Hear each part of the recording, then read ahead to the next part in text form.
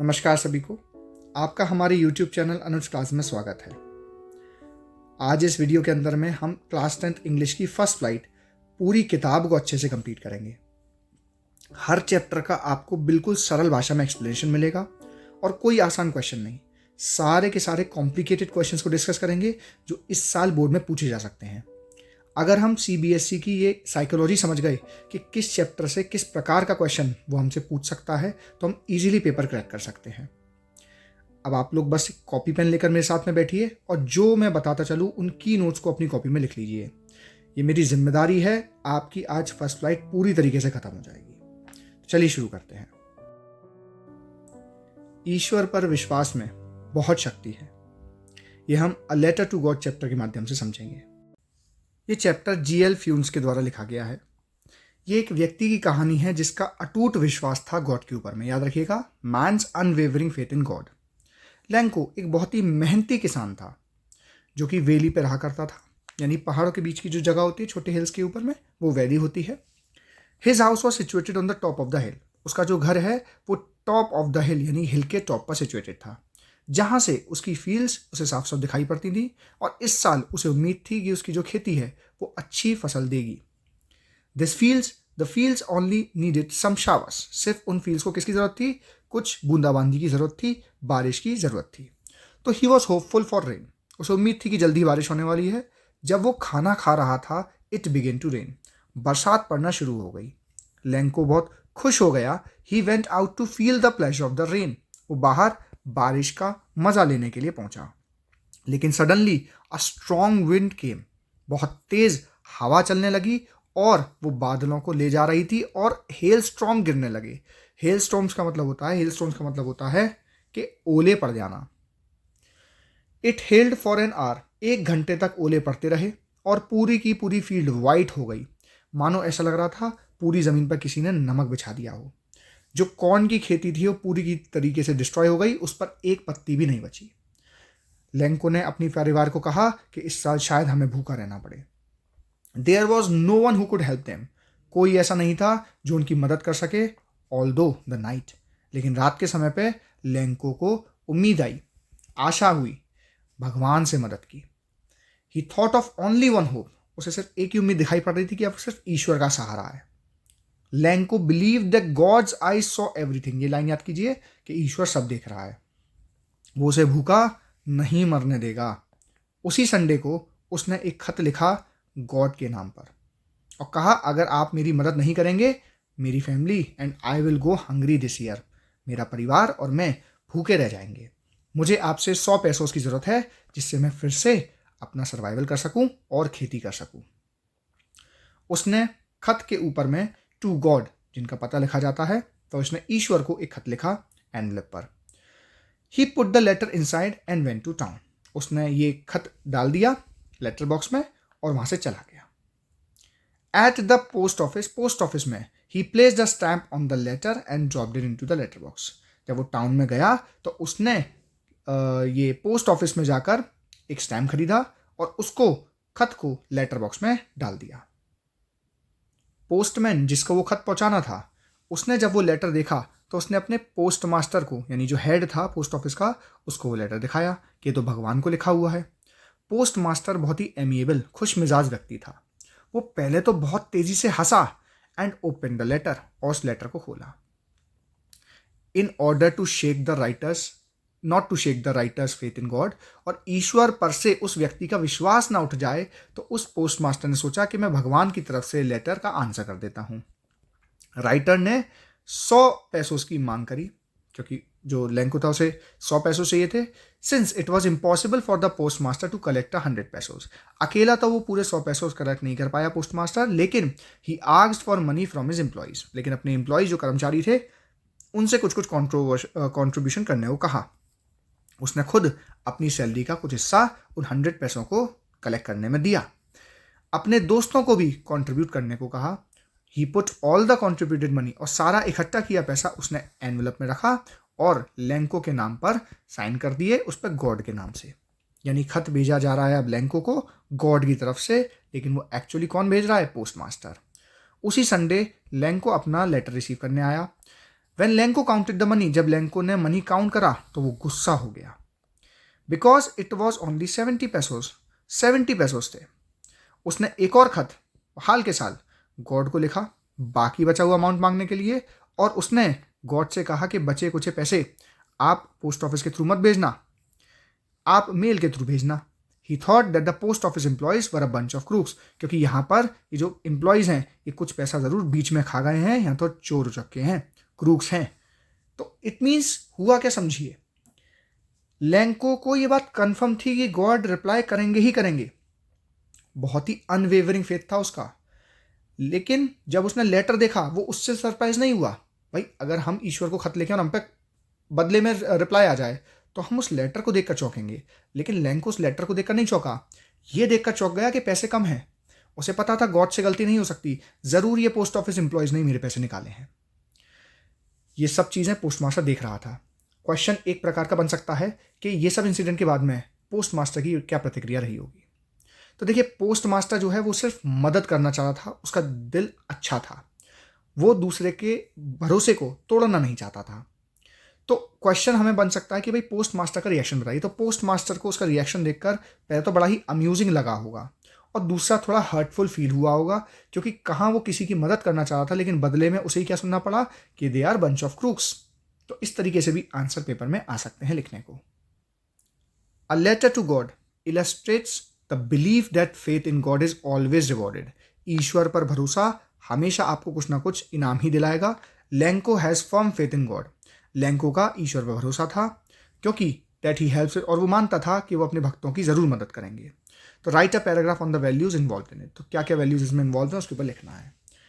ये स्पेसिफिक मैं क्वेश्चन क्यों लेकर आया हूँ कि अगर आपने इस क्वेश्चन को यहाँ से इस आंसर को अच्छे से याद कर लिया तो आप कई प्रकार के आंसर इस चैप्टर के टैकल कर सकते हैं।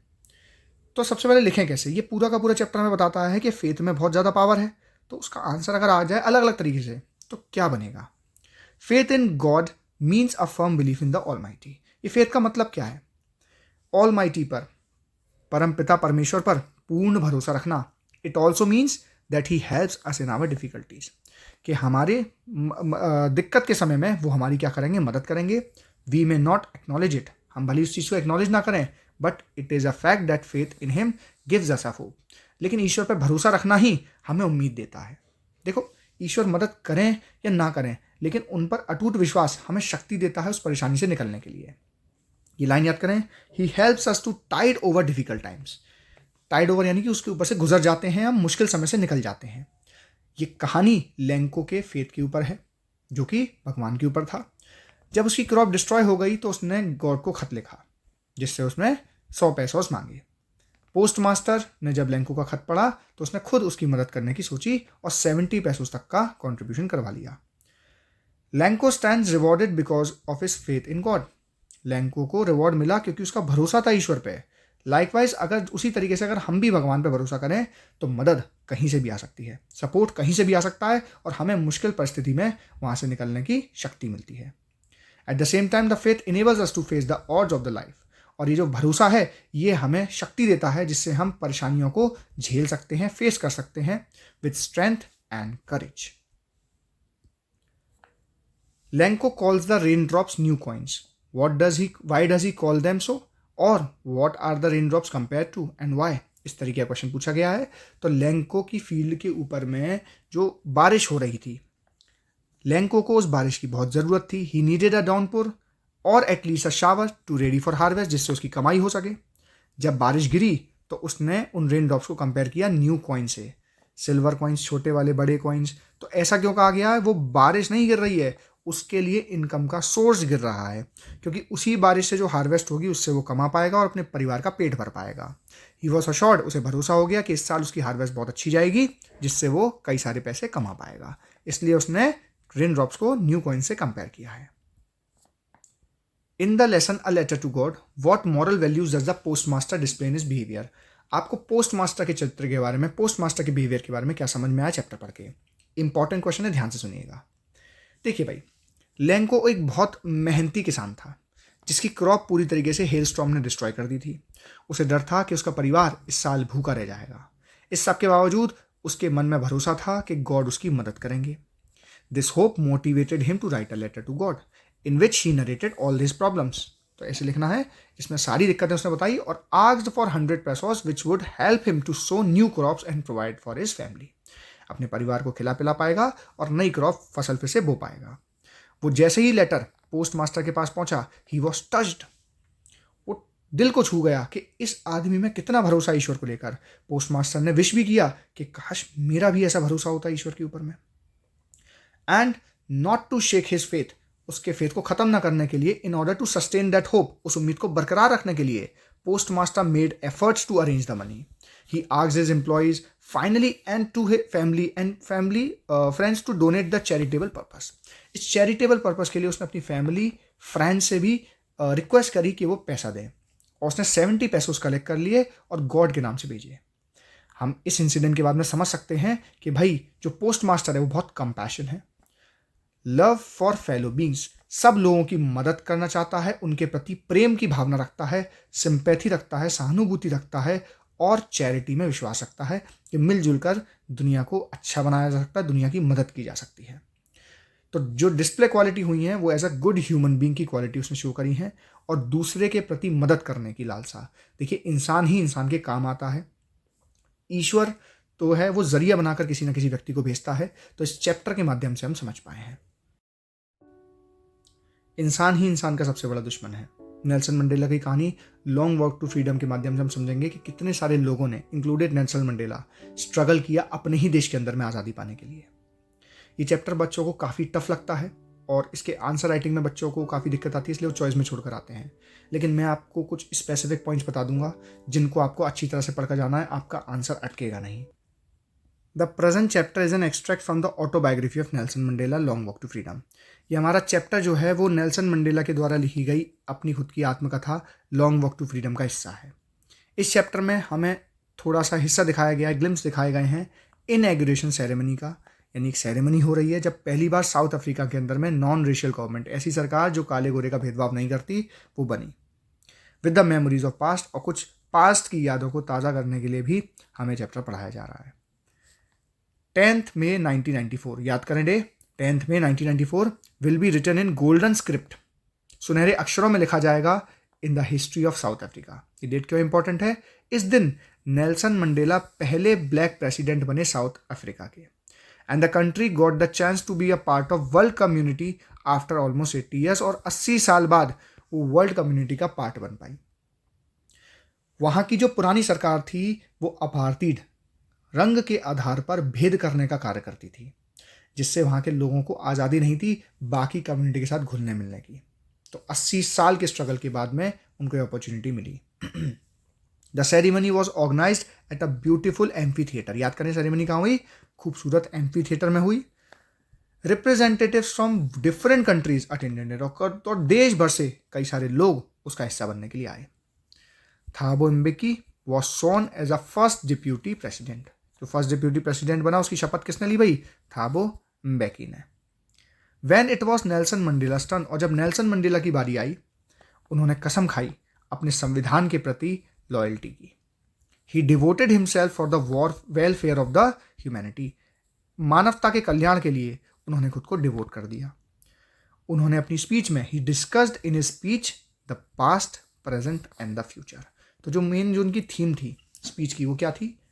अपने बीते हुए समय को याद करना, आज साउथ अफ्रीका को देखना, और कल हम उसे कैसा देखना चाह रहे हैं, उसके बारे में इन्होंने स्पीच में बोला। He focused on an incredible human disaster, उन्होंने एक इंसान के द्वारा हॉलोकॉस्ट जो किया गया था उन्हीं के देश के अंदर में गलत कार्य जो किए गए थे उसको भी एक्नॉलेज करा, which took place in South Africa, जो कि साउथ अफ्रीका में हुआ था। He pointed towards the apartheid. Apartheid एक पॉलिटिकल सिस्टम है जिसमें भेदभाव किया जाता है दूसरे रेस के, दूसरे रंग के लोगों के साथ में। He promised that he would free his people, उन्होंने वादा किया कि वो इस अपने लोगों को इस डिस्क्रिमिनेशन से, इस भेदभाव से दूर फ्री कर देंगे। He said never never never and again shall it to be the beautiful land will again experience the oppression of one by another, कि अब आने वाले समय में कभी भी इस खूबसूरत सी धरती पर किसी भी व्यक्ति से भेदभाव, ऑपरेशन नहीं किया जाएगा। वाइल रिमेंबरिंग द हिस्ट्री, और अपने इतिहास को याद किया। He wrote that in the first decade of the 20th century, 20th century के स्टार्टिंग के 10 सालों में a few years after the Anglo Boer war, Anglo Boer war के कुछ साल बाद the white skinned people of South Africa erected a system, जो गोरे लोग थे साउथ अफ्रीका के, उन्होंने एक सिस्टम शुरू किया, रेशियल डोमिनेशन। वो अपने रंग वालों को डोमिनेट मानते थे against the dark skin people. किसके अगेंस्ट में? डार्क स्किन लोगों के अगेंस्ट में, उन्हीं की ही जमीन पर। This system prove to be one of the most inhuman, ये इंसानों के लिए बिल्कुल खराब, दुष्प्रभावित था, क्योंकि दुनिया भर में किसी के साथ भी भेदभाव करना पाप समान माना गया है, क्राइम है, साथ में पाप के समान माना गया है, क्योंकि ये दूसरे को बहुत ही ज़्यादा खराब फील कराता है। But this has change for ever, लेकिन अब सब कुछ बदल चुका है। He writes that there is no scarcity of gems in his country. उसने कहा है हमारी कंट्री में कोई बड़े बड़े रत्नों की कमी नहीं है, but his most precious stones are his people. लेकिन जो सबसे बड़े रत्न हैं उनके देश के, वो कौन हैं? उनके देश के लोग, आम जनता। He has learn that the absence of fear is not courage. ये लाइन याद कर लीजिए अच्छे से। करेज की डेफिनेशन जो नेल्सन मंडेला ने कही वो ये नहीं कही कि किसी से ना डरना करेज है, नहीं भाई, डर सबको लगता है। डर के ऊपर जीत पाना वास्तविक करेज है। आप शारीरिक रूप से मजबूत नहीं हैं, आप मानसिक रूप से मजबूत नहीं हैं, लेकिन उसके बाद भी आप डर के आगे टिक कर खड़े हुए हैं, तो आप करेजियस हैं। According to him, if people are taught to hate others, they can be taught to love each others. Nelson Mandela ने कहा है कि प्रेम करना व्यक्ति का नेचुरल स्वभाव है, लेकिन नफरत करना सिखाई जाती है। अगर नफरत करना सिखाई जा सकती है, तो उनको वापस से प्रेम करना भी सिखाया जा सकता है।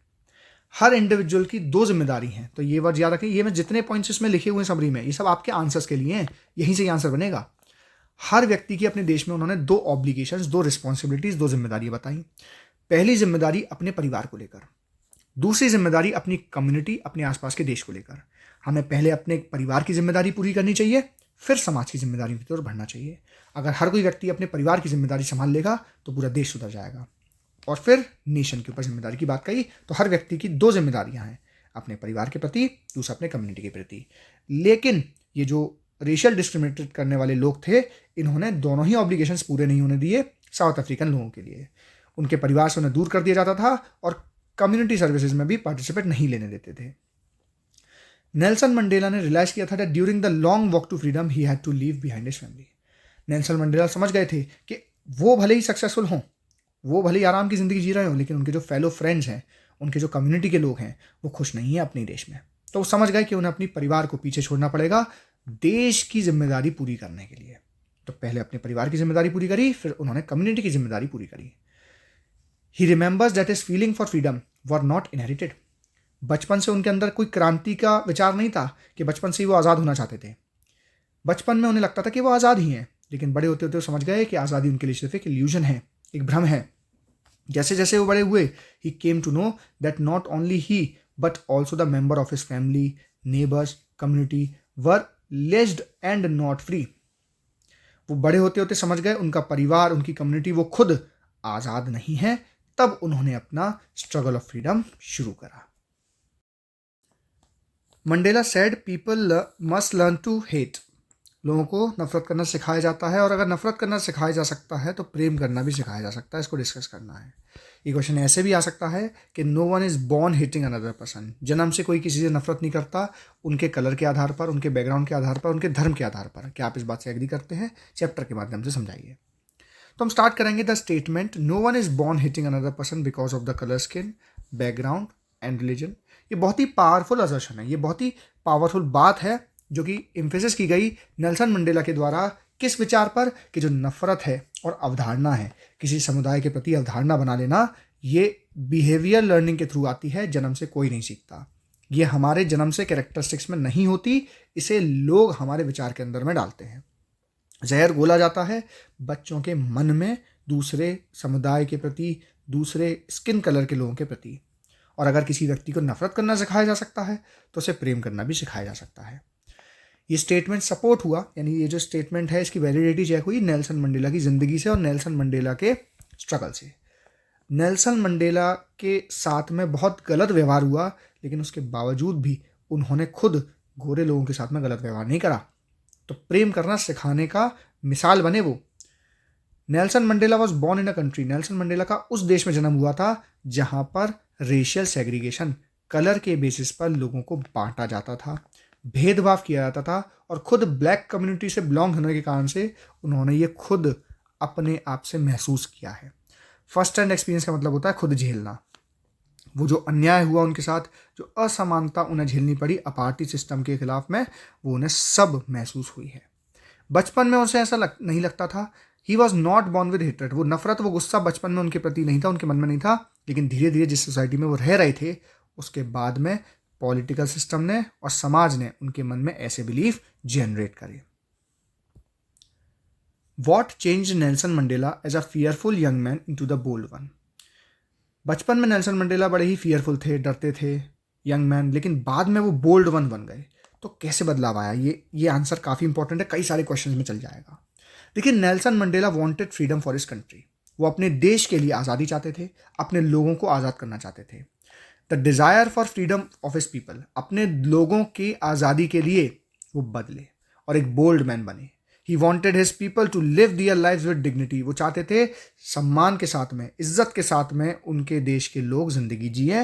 एंड टू अचीव दिस, और ऐसा पाने के लिए उन्हें अपनी ज़िंदगी का रिस्क लेना पड़ा, अपनी ज़िंदगी को भी दांव पे लगाना पड़ा। वो तैयार थे इस चीज़ को लेकर। नेक्स्ट क्वेश्चन है, नेल्सन मंडेला का hunger for freedom change his life. कैसे जो भूख थी आज़ादी की, उससे नेल्सन मंडेला बदले। तो देखिए, ऊपर की जैसा ही आंसर है, लेकिन अलग तरीके से कुछ इंपॉर्टेंट लाइन्स के साथ में। नेल्सन मंडेला का जो हंगर था फ्रीडम के प्रति, अपने लोगों के लिए जो आज़ादी वो चाहते थे, to live their lives with dignity and self respect, animated his life, उनकी ज़िंदगी को आगे बढ़ाता है। This hunger changed a fearful young man into the bold one. यहाँ से सुनेंगे, this drove a law abiding attorney, एक कानून के दायरे में रहने वाले व्यक्ति को एक क्रिमिनल बना दिया। Criminal not a bad way, in a good way, अपने लोगों की मदद के लिए। भाई, हमारे देश के कितने क्रांतिकारी लोग जेल में गए थे, तो क्या बुरे लोग हैं? नहीं, ब्रिटिश शासन के खिलाफ लड़ रहे थे, इसलिए जेल गए। तो क्रिमिनल एक्टिविटी उन्होंने करी अपने देश के लोगों को आज़ादी दिलाने के लिए, जिससे दिस चेंज द, ये लाइन इसलिए ये आंसर लिया गया इस लाइन के लिए, this change the family loving husband into the man without home. तो कभी वो एक फैमिली लविंग हस्बैंड हुआ करते थे, परिवार के साथ रहते थे, खुश रहते थे, अब वो एक ऐसे व्यक्ति बन गए जिनका कोई घर नहीं है, ये देश ही उनका घर है। This forced a life loving man to live like a monk. इससे एक जिंदगी को प्रेम करने वाले व्यक्ति से, जो जिंदगी में इन्वॉल्व रहता था, वो एक मॉन्क की जिंदगी जीने लगा अपने देश के लोगों की सर्विसेज के लिए। How does Mandela define courage and the brave man. Mandela ने बहादुरी को कैसे दर्शाया है, कैसे डिफाइन किया है। नेल्सन मंडेला के अकॉर्डिंग करेज फियर का एब्सेंस नहीं होता, कि भाई कोई व्यक्ति डर नहीं रहा है उसे करेज नहीं माना है, बल्कि डर के ऊपर जीत को माना है। उनके अकॉर्डिंग ब्रेव मैन वही है, वो नहीं है जो कि डर फील नहीं करता, बल्कि वो है जो उस पर काबू पा लेता है। What according to Nelson Mandela are the twin obligations. Nelson Mandela के अकॉर्डिंग व्यक्ति की दो जिम्मेदारियां क्या है। तो पहली जिम्मेदारी बताई है अपने परिवार के प्रति, पेरेंट्स आ जाते हैं जिसमें वाइफ आ जाती हैं, बच्चे आ जाते हैं। और दूसरा ऑब्लिगेशन बताया है अपने देश के लोगों के प्रति, अपने समुदाय के प्रति, अपने देश के प्रति। जो लोग सिविल एंड ह्यूमन सोसाइटी में रहते हैं, सभ्य सोसाइटी में रहते हैं, वो हर व्यक्ति अपनी इन दोनों ऑब्लिगेशन को पूरा कर पाता है according to his own incubation and abilities. Ability मतलब क्षमता, इंक्यूबेशन मतलब ग्रोथ का प्रोसेस।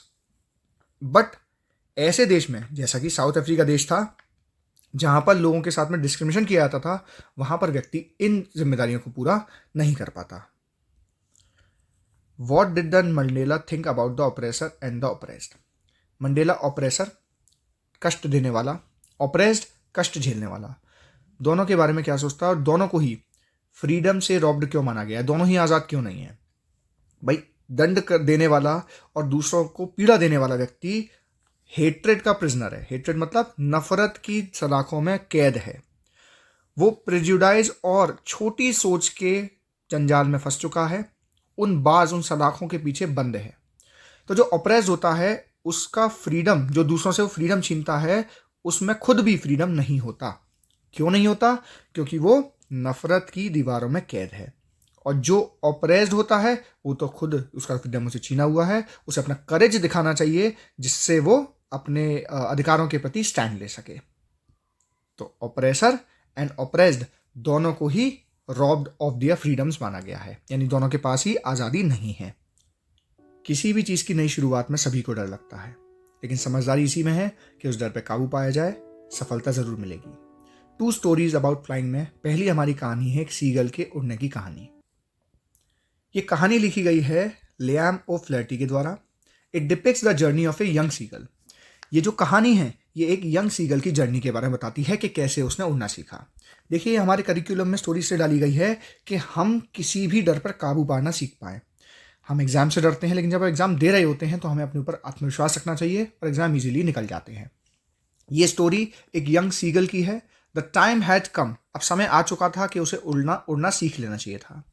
उसके दोनों भाई और उसकी छोटी सिस्टर ऑलरेडी उड़ना सीख चुके हैं, अपने पेरेंट्स को इमिटेट मतलब जैसा वो कर रहे थे उसको कॉपी कर कर। They had simply run to the brink. Brink मतलब होता है किसी लेज का किनारा, किसी ऊंची चट्टान का किनारे को ब्रिंक कहते हैं। They simply run to the brink of the ledge, flapped off their wings and flown away.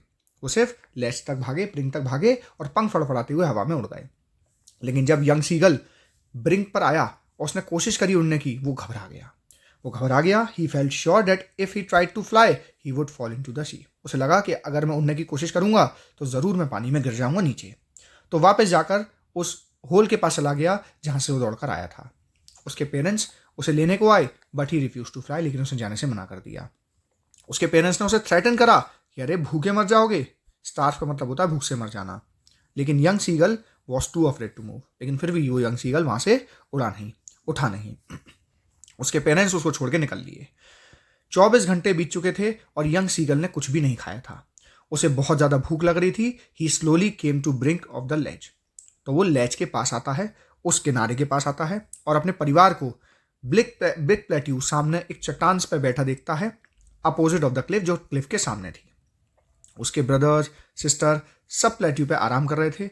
उसके पिता वॉज प्रीनिंग हिज फेदर, अपने पंख को संवार रहे थे। उसकी mother tearing at a piece of fish, मछली के कुछ टुकड़े कर रही थी और उस पर ध्यान दे रही थी अपने बच्चे पर। He pleaded his mother to give him some food. उसने अपनी माँ से अनुरोध किया कि उसे कुछ खाना दे दो। His mother looked at him derisively, यानी कि उसकी मदर ने उस पर ज़्यादा ध्यान नहीं दिया। वो अटेंशन पाने के लिए तरह तरह की चीज़ें करता है। एक पैर पे खड़े होकर एक आंख खोलकर देखता है कि मुझे नोटिस कर रहा है नहीं कर रहा है। लेकिन अगले ही पल क्या होता है, she picked up a piece of fish. वो एक मछली का टुकड़ा अपने मुंह में दबाकर उसके पास उठती है उसकी mother. However when she was just opposite to him, जब वो ठीक उसके सामने होती है, शी हॉल्टेड, वो रुक जाती है और अपने her wings motionless the piece of the fish in her being, अपने विंग्स को ज़्यादा पास उसके करीब नहीं लेकर आती और अपने चोंच में उस मछली के टुकड़े को फंसाए रखती है। यंग सीगल इंतजार कर रहा होता है कि वो कैसे उसके पास आएंगी, उसको खिलाएंगी, लेकिन ऐसा होता नहीं है। The young seagull waited for a moment but then he could not bear it longer. लेकिन अब उसे इंतजार नहीं हो रहा है। ही वॉज डेस्परेटली हंग्री, वो बहुत ज़्यादा भूखा था। इतनी देर में मदर थोड़ा सा दूर क्लिफ पे उड़ रही होती है, वो उस फिश पे डाइव मार देता है भूख से पागल होकर। He could not reach near to his mother, वो अपने मदर के पास तो नहीं पहुंचता, लेकिन सीधा लेज से नीचे गिर जाता है खाली स्पेस में। ही was filled with fear and cried, उसका दिल पूरी तरीके से रुक जाता है, डर उसे सीज कर लेता है। But this fear lasted only a minute, लेकिन कुछ ही मिनट तक ये डर रहता है। जैसे ही वो अपने पंख खोलता है तो वो उड़ जाता है। उसे बहुत खुशी होती है, वो खुशी से झूम उठता है, started flying higher and higher, और ऊपर ऊपर तक उड़ता है।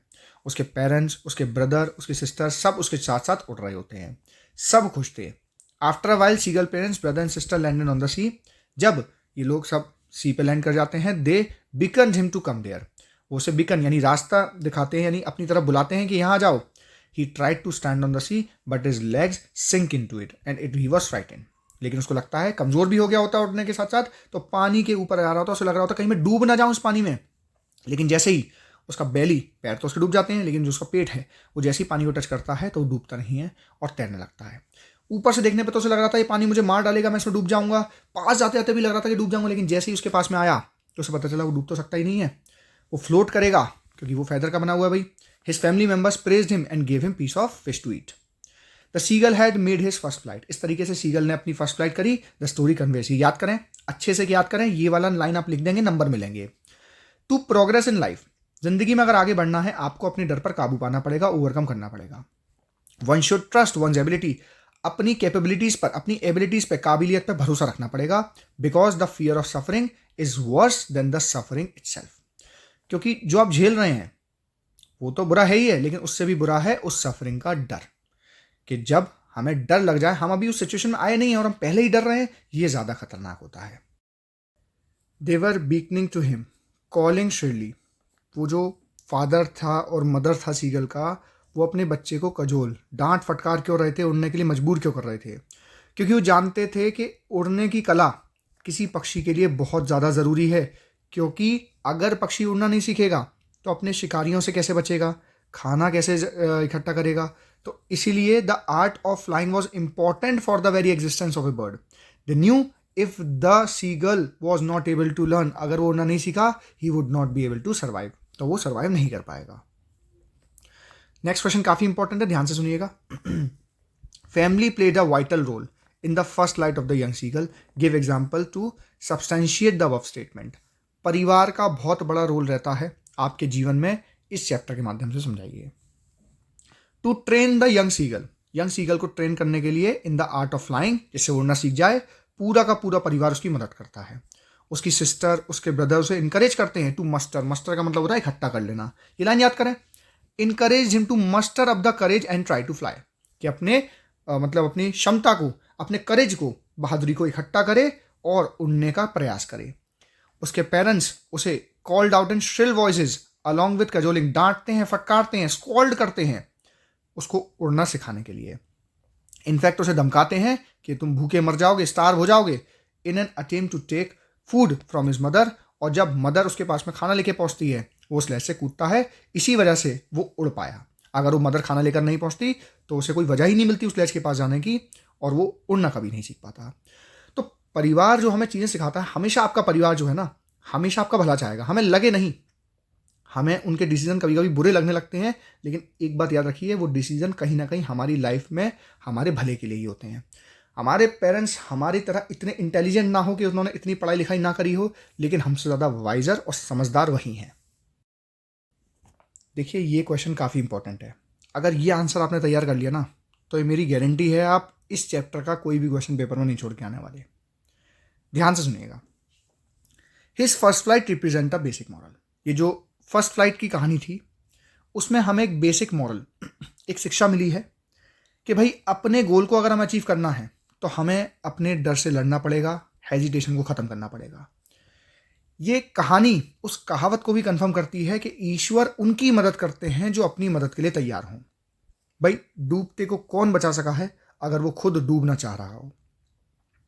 तो हमें लिखना है कि अगर हमें लाइफ में सक्सेसफुल बनना है तो क्या क्या चीज़ों की आवश्यकता है। देखिए, आप समझिए इस बात को, जिस स्टेज पर आप हैं, आप भी वही यंग सीगल हैं जो कोई नई अपॉर्चुनिटी से डर रहे हैं, घबरा रहे हैं कि अगर मैं ऐसा करूंगा तो क्या होगा, अरे कहीं मैं गिर ना जाऊं। देखिए, मंजिल तो मिलेगी, भटक कर ही सही, गुमराह वो हैं जो घर से निकले ही नहीं। तो आपको कदम तो बढ़ाने पड़ेंगे। इसी बेसिस पर इस आंसर को लिखेंगे। शुरू करते हैं। His first flight represents a basic moral value on how to achieve the goals of life. अपनी जिंदगी के गोल को अचीव करने के लिए क्या चाहिए वो इस चैप्टर में बताया गया है। It also refers to indirectly of the saying, ये एक कहावत के ऊपर भी डिपेंड करता है कि ईश्वर उनकी मदद करते हैं जो अपनी मदद करते हैं। ईश्वर आपको शक्ति प्रदान कर सकता है, उम्मीद जगा सकता है, आपके काम नहीं कर सकता। आप ईश्वर से सिर्फ शक्ति मांगिए, आप काम करने के काबिल खुद हो जाएंगे। It is a fact that no one helps others, कोई किसी की मदद नहीं कर सकता जब तक वो खुद की मदद ना करे। The young seagull is terribly afraid of flying. अब हम चैप्टर पे आएंगे। तो देखिए, स्टार्टिंग के जो 3-4 लाइन है, पहले हम उस बात को कंफर्म करते हैं आंसर लिखते टाइम, फिर हम चैप्टर का रेफरेंस देते हैं। शुरुआत से चैप्टर का रेफरेंस नहीं लेंगे हम। The young seagull is terribly afraid of flying, finally his mother plays a trick. Mother एक चालाकी करती हैं जिससे वो उड़ता है। तो हम इस बात के कंक्लूजन पे पहुंचे कि जो डर है, हेजिटेशन है, वो क्या है? ग्रेट इम्पेडिमेंट्स हैं, रुकावट है, अड़चने हैं हमारी सक्सेस की। अगर हम हेजिटेट करेंगे, डरे रहेंगे, तो we would never be successful in life. To succeed, जीतने के लिए we have to overcome our fear. हमें अपने डर पर, हमें अपने हेजिटेशन पर काबू पाना पड़ेगा और पहला कदम उठाना पड़ेगा। पहला ही कदम सबसे मुश्किल है, आगे तो फिर रास्ता अपने आप मिल जाता है। तभी ईश्वर हमें अपने गोल की तरफ लेकर जा सकते हैं। If we keep on procrastinating, 90% बच्चों के साथ दिक्कत, भविष्य में लगे रहते हैं, आज नहीं जी रहे हैं, भविष्य में दिमाग चल रहा है, प्रोक्रेस्टिनेट कर रहे हैं, अरे मैं ये कर लूँगा, बड़ा बिजनेस हो जाएगा, ये करोगे कब? एक गुड आइडिया तभी गुड आइडिया जब आप उसे इम्प्लीमेंट करेंगे, वरना तो एक सिंपल विचार है, उसका कुछ यूज़ नहीं है, कोई और उसको कर लेगा, वो आगे निकल जाएगा। ये कोई रेस नहीं है, लेकिन आपको कहीं ना कहीं तो पहुंचना ही है। Things out of fear and hesitation, हमसे प्रोक्रेस्टिनेट करते हैं, then we can never reap the fruits of success, तो हमें कोई भी सफलता का फल चखने का मौका नहीं मिलेगा। देखिए, क्वेश्चन काफ़ी इंपॉर्टेंट आया है।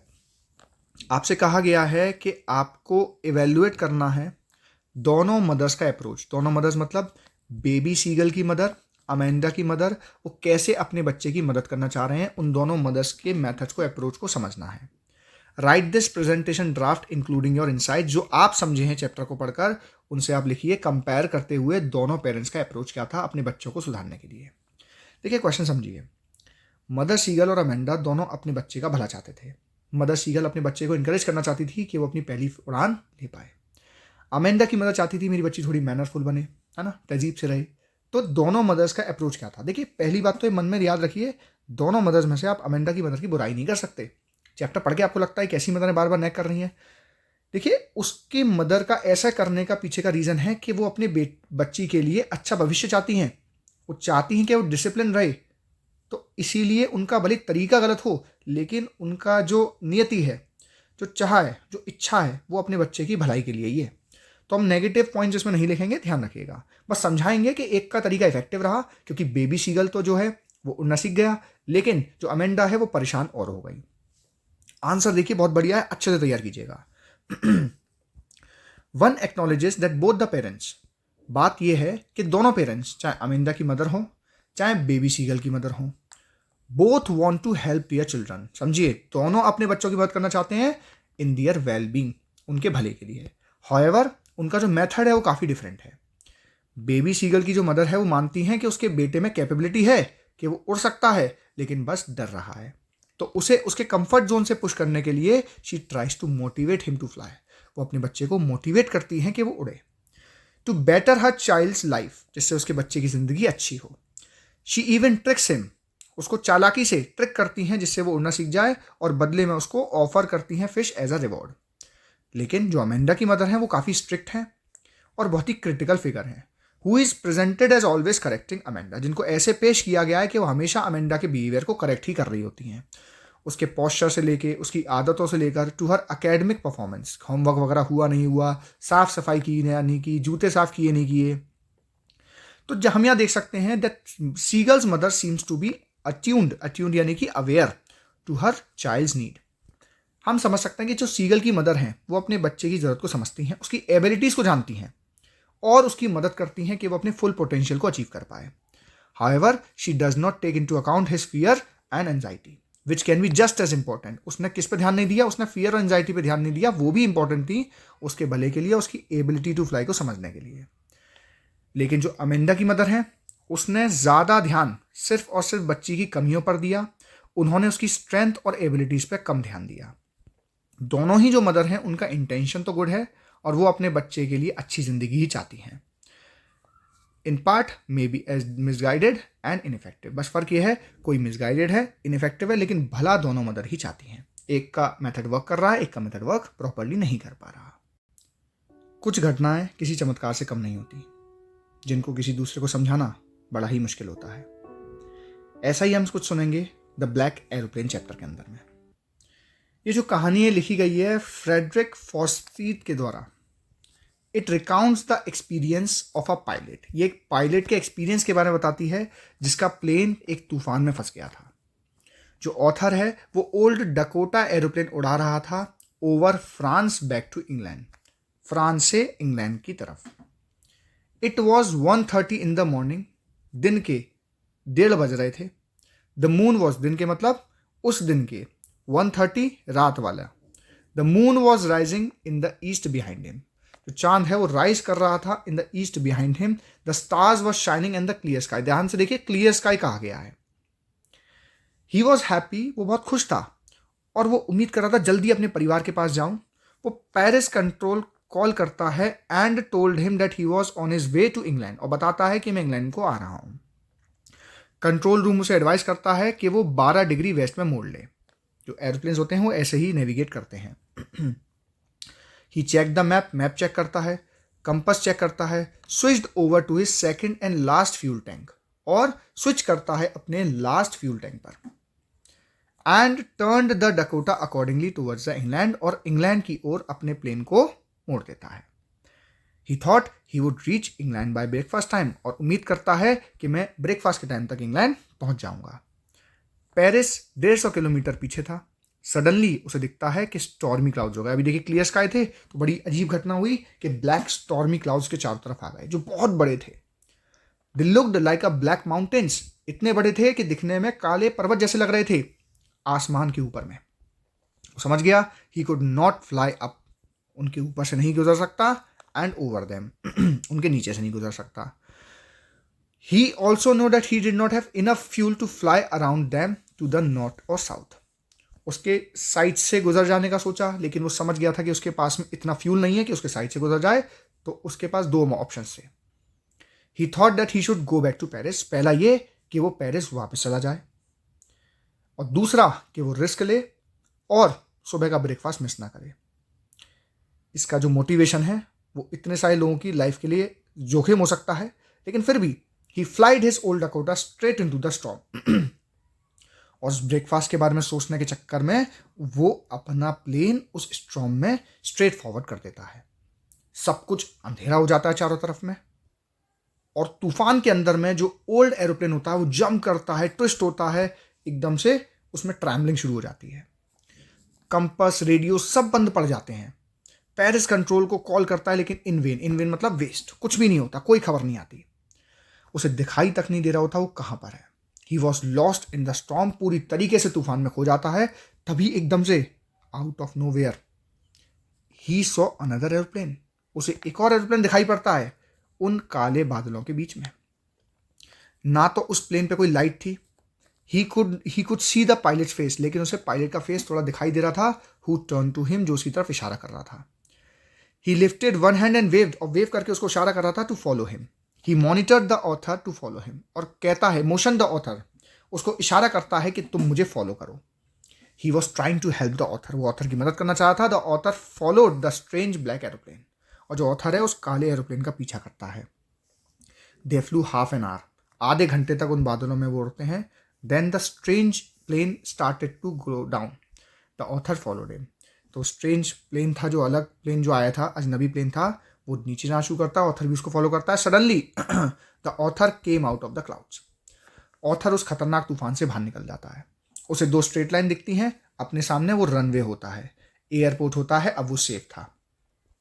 The author turned to look for his friend in the black aeroplane, जो ऑथर होता है उस ब्लैक एरोप्लेन वाले व्यक्ति की को धन्यवाद करने के लिए जाता है।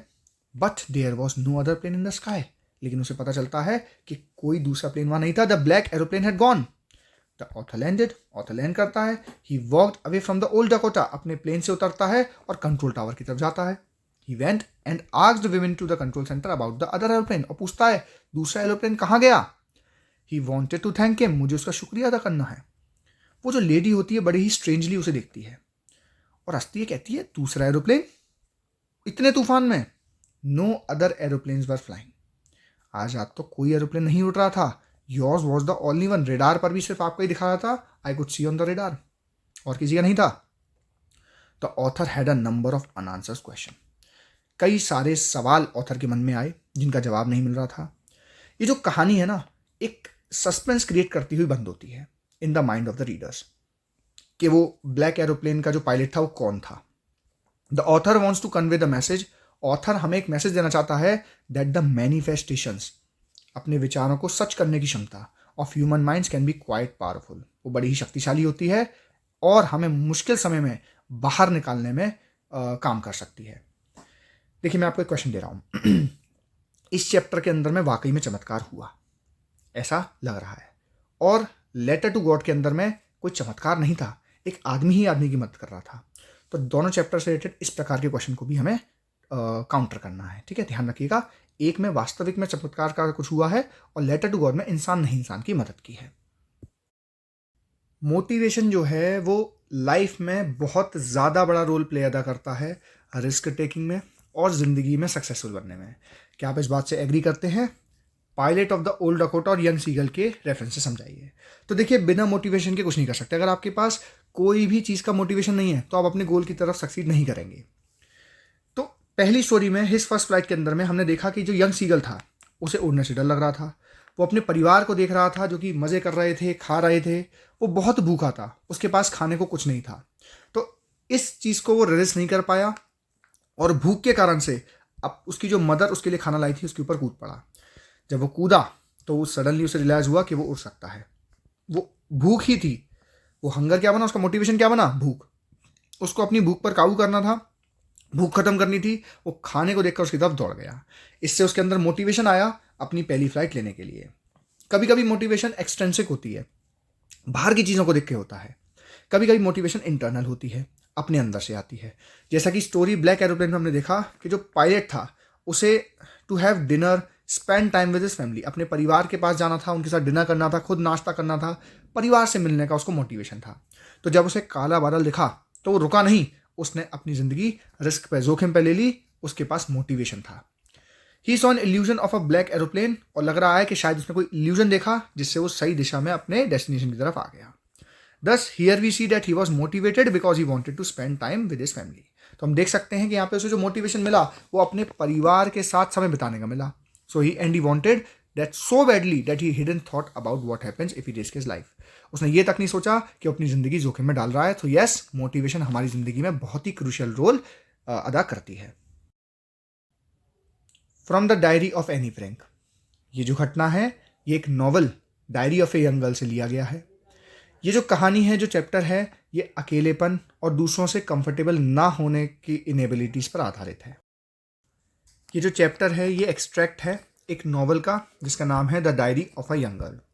ये जो नॉवल है ये डायरी एंट्रीज की तरह लिखी गई थी एनलीज मार्ले यानी एनी फ्रैंक के द्वारा 12 जून 1942 से 1 अगस्त 1944 तक।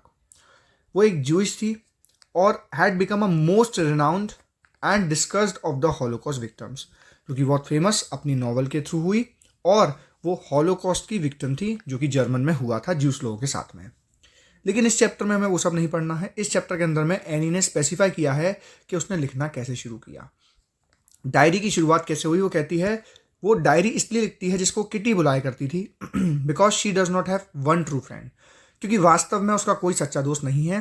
And there are number of things that she wants to get off her chest, और ऐसी कई सारी बातें हैं जो किसी ना किसी के साथ में वो शेयर करना चाहती है। तो for the diary is actually a friend, तो उसके लिए जो डायरी है वो उस वास्तव में उसकी मित्र के समान है जिसको प्यार से किटी बुलाती है।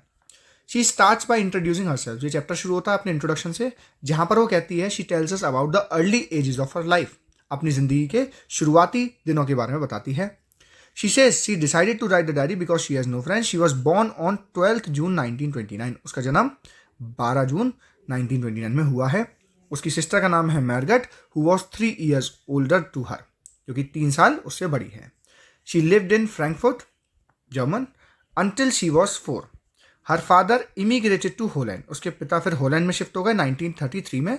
And she was sent to Montessori school and stayed there until she was 6। तो हमें उसके पास्ट लाइफ के बारे में थोड़ा बताया गया है, पुरानी जिंदगी के बारे में बताया गया है। Then she started in the first grade, उसका एडमिशन फर्स्ट ग्रेड में होता है। जब वो 6th क्लास में होती है, when she was in 6th standard, her teacher was Mrs cuprous. उसके टीचर कौन होता है?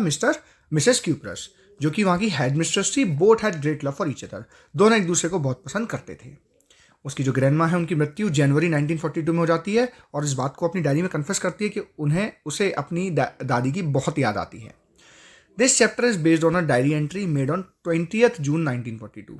लेकिन ये जो हमारे चैप्टर में इंसिडेंट है वो डायरी एंट्री 20th जून 1942 का है। इस डायरी एंट्री में वो लिखती हैं she talks about the fear and apprehensions of her classmates regarding their promotions to the next form. इस दिन क्या लिखती है कि उनकी क्लास में बड़ा डर का माहौल चल रहा होता है। वो भी डर रही होती है कि क्या वो नेक्स्ट क्लास में प्रमोट हो पाएगी या नहीं हो पाएगी। Any however is sure that she will be promoted, उसको ऐसा कॉन्फिडेंस तो होता है कि वो प्रमोट हो जाएगी। She then describe her experience with her mathematics teacher, फिर वो चैप्टर के अंदर में बताती है उसका मैथमेटिक्स टीचर से कैसा एक्सपीरियंस रहा। क्यों? मिस्टर कीजिंग जो कि इसके मैथ्स टीचर हैं, she writes that one day Mister Keesing has punished her. वो क्लास में बात कर रही थी और ये डिस्कशन के दौरान मिस्टर कीजिंग उसे एक पनिशमेंट देते हैं। वो उसे कहते हैं कि एक ऐसे लिखो अ चैटर बॉक्स। देखिए उसको ना एक तरीके से ना कमेंट कर रहे हैं। चैटर बॉक्स मतलब होता है बड़बोला, जो ज़्यादा बोलता है। तो उन्होंने जानबूझकर उसको ऐसे ऐसे टॉपिक पर लिखने दिया कि वो इनडायरेक्टली उसे बुलाना चाह रहे हैं। ही लाइक द ऐसे रिटन बाय हर। उसने जो ऐसे लिखा वो उसके टीचर को बहुत पसंद आया। But any could not give up the habit of talking in class. लेकिन उसने फिर भी बात करना बंद नहीं करी। अगले पनिशमेंट में Mister Keesing asked her to write an essay on incorrigible chatterbox. तो अगले ऐसे में मिस्टर कीजिंग उसको कौन सा ऐसे देते हैं? ढीठ चैटर बॉक्स। पहले वाले में दिया कि बच्ची बहुत बोलती है, दूसरे वाले में ये बच्ची ढीठ है, मेरे पनिशमेंट देने के बावजूद भी ये बोलती रही। तो इनडायरेक्टली उसको क्या कर रहे हैं? टारगेट कर रहे हैं। एनी ने अगेन लिखा अपने ऐसे में and handed over to mister Keesing but she still could not keep up the habit of talking. लेकिन फिर भी उसने बात करने की आदत को ख़त्म नहीं करा। पहले केस में वो ये भी कहती है कि बात करना, सवाल करना स्टूडेंट्स का क्या है भाई? एक पावर है। अगर वो सवाल नहीं करेंगे तो सीखेंगे कैसे? दूसरे केस में कहती है कि जो हैबिट है उसे उसकी मदर से लगी है और उसको चेंज नहीं कर सकती। तो मिस्टर कीजिंग एक अनयूजुअल टाइटल उसे देते हैं, quack quack quack. Set the misters chatter box and asked any two write an essay on it. और इसके ऊपर उसे ऐसे लिखने को कहते हैं। एनी ऐसे लिखती है in the form of A poem with the help of her friend सानी। अपनी फ्रेंड सानी की मदद से इस टॉपिक पर वो क्या लिखती है? एक पोएम लिखती है, क्योंकि उसके पास आइडियाज खत्म हो गए होते हैं। It was about a mother duck. ये कहानी एक मदर डक की होती है, एक फादर स्वान की होती है। फादर क्या करता है? तीनों डकलिंग्स के सर खा जाता है और उन्हें मार देता है बिकॉज वो बहुत ज़्यादा क्वैक करते थे। तो एक तरीके से उसने उस टीचर को ये फादर स्वैन का किरदार दिया है। ज़्यादा बोलने चक्कर में वो उसे क्या करता है? मार देता है। This was a satire on mister Keesing. ये मिस्टर कीजिंग पर क्या थी? एक मतलब उन पर एक व्यंग कसा था। Surprisingly he took the humour in a right way. लेकिन टीचर गुस्सा नहीं होते। देखिए टीचर की क्वालिटी देखिए, टीचर इसको कभी भी ऑफेंसिव वे में नहीं लिया, हमेशा ह्यूमरस वे में लिया, उसको अप्रिशिएट ही करा और कहा he read the poem to Anne's class. Class के अंदर में उसकी पोइम पढ़ी, बाकी भी क्लासेस में पढ़ी। ही अलाउड और एनी को अपनी क्लास में अलाउ कर दिया बात करना। एंड नेवर अगेन, और उसके बाद से उसको कोई भी एक्स्ट्रा होमवर्क नहीं दिया। He now also jokes with her, और अब उसके साथ में मस्ती मस्करी भी करते हैं। In spite of heart rending circumstances in which the diary was written, it was not inspiring, rather a depressing book. जिन समय में ये डायरी लिखी गई थी एनी फ्रैंक के द्वारा, वो समय बहुत कठिन था। हॉलोकॉस्ट का शिकार एनी फ्रैंक को होना पड़ा था, जिसके बाद में जब हम इनकी जो कहानी हम पढ़ते हैं, इनकी जो डायरी के बारे में पढ़ते हैं, हम एनी फ्रैंक के बारे में जानते हैं, तो क्या क्या दिक्कतें इन्हें झेलनी पड़ी थी उस हॉलोकॉस्ट के अंदर में, उसका भी हमें अंदाज़ा होता है।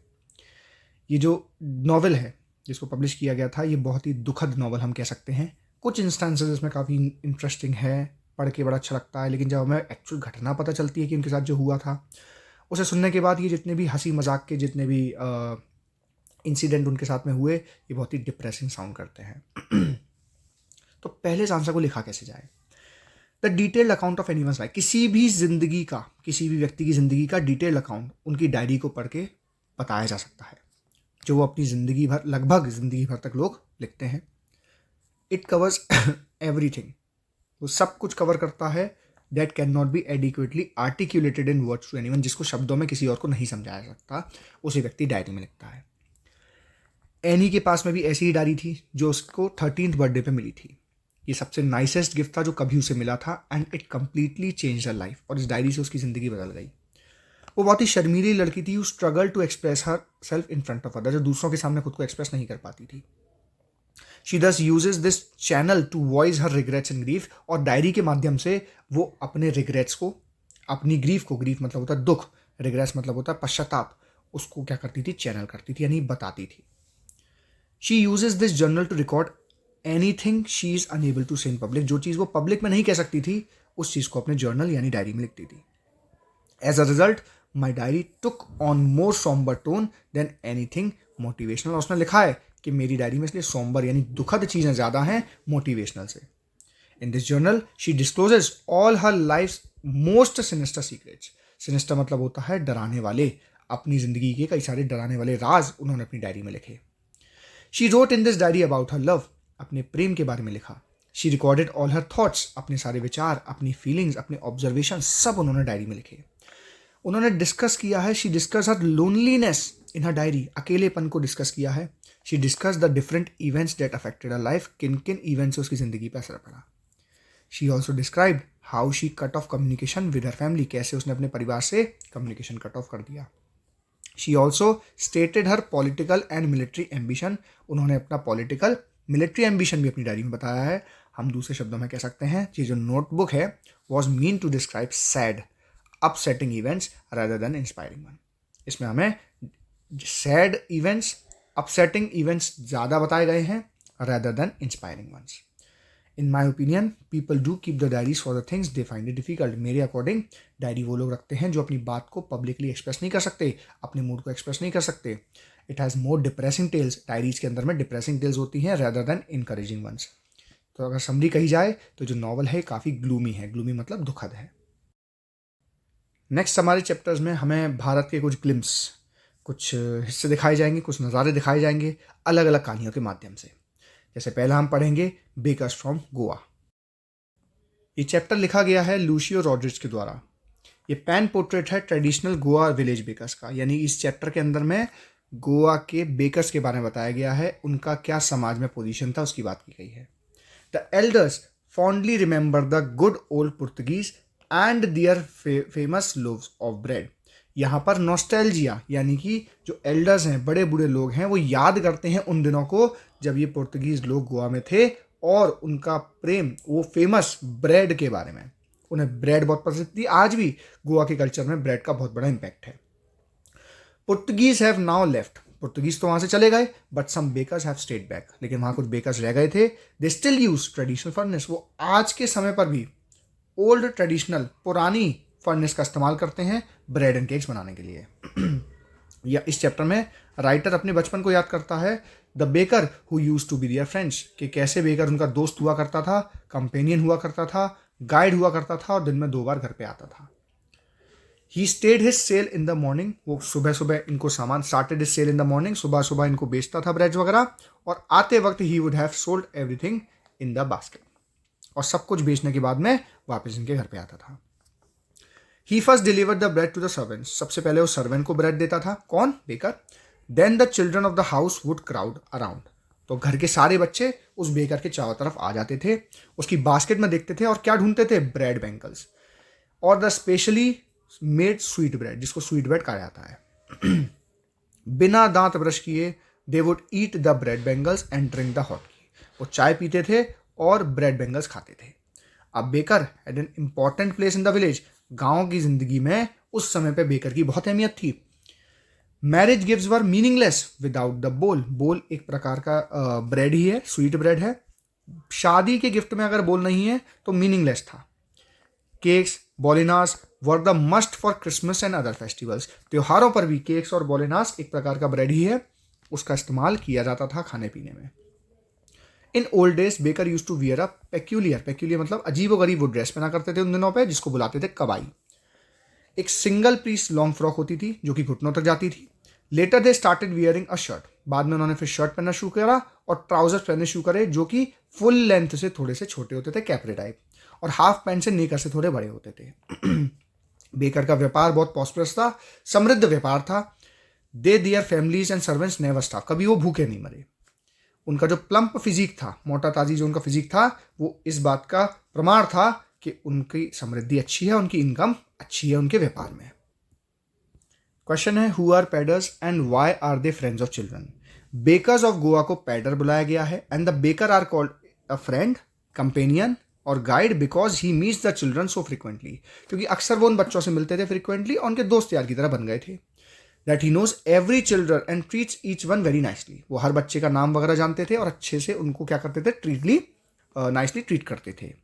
ही bring special breads for each and every children, और हर बच्चे के लिए स्पेशल ब्रेड लेकर आते थे। What are the elders reminiscing about the good old Portuguese days? Reminiscing का मीन्स होता है रिकलेक्टिंग द मेमोरीज, पुराने दिनों को याद करना, बचपन के दिनों को याद करना, नॉस्टैल्जिक फील करना। तो जो एल्डर्स थे वो याद कर रहे हैं और रिकलेक्टिंग उन मेमोरीज को जो कि किसके लिए थी? फेमस लोव्स ऑफ ब्रेड, प्रसिद्ध ब्रेड्स के लोव्स के लिए, which was available in the good old Portuguese day, जो पुराने पुर्तगीज दिनों पर मिलते थे।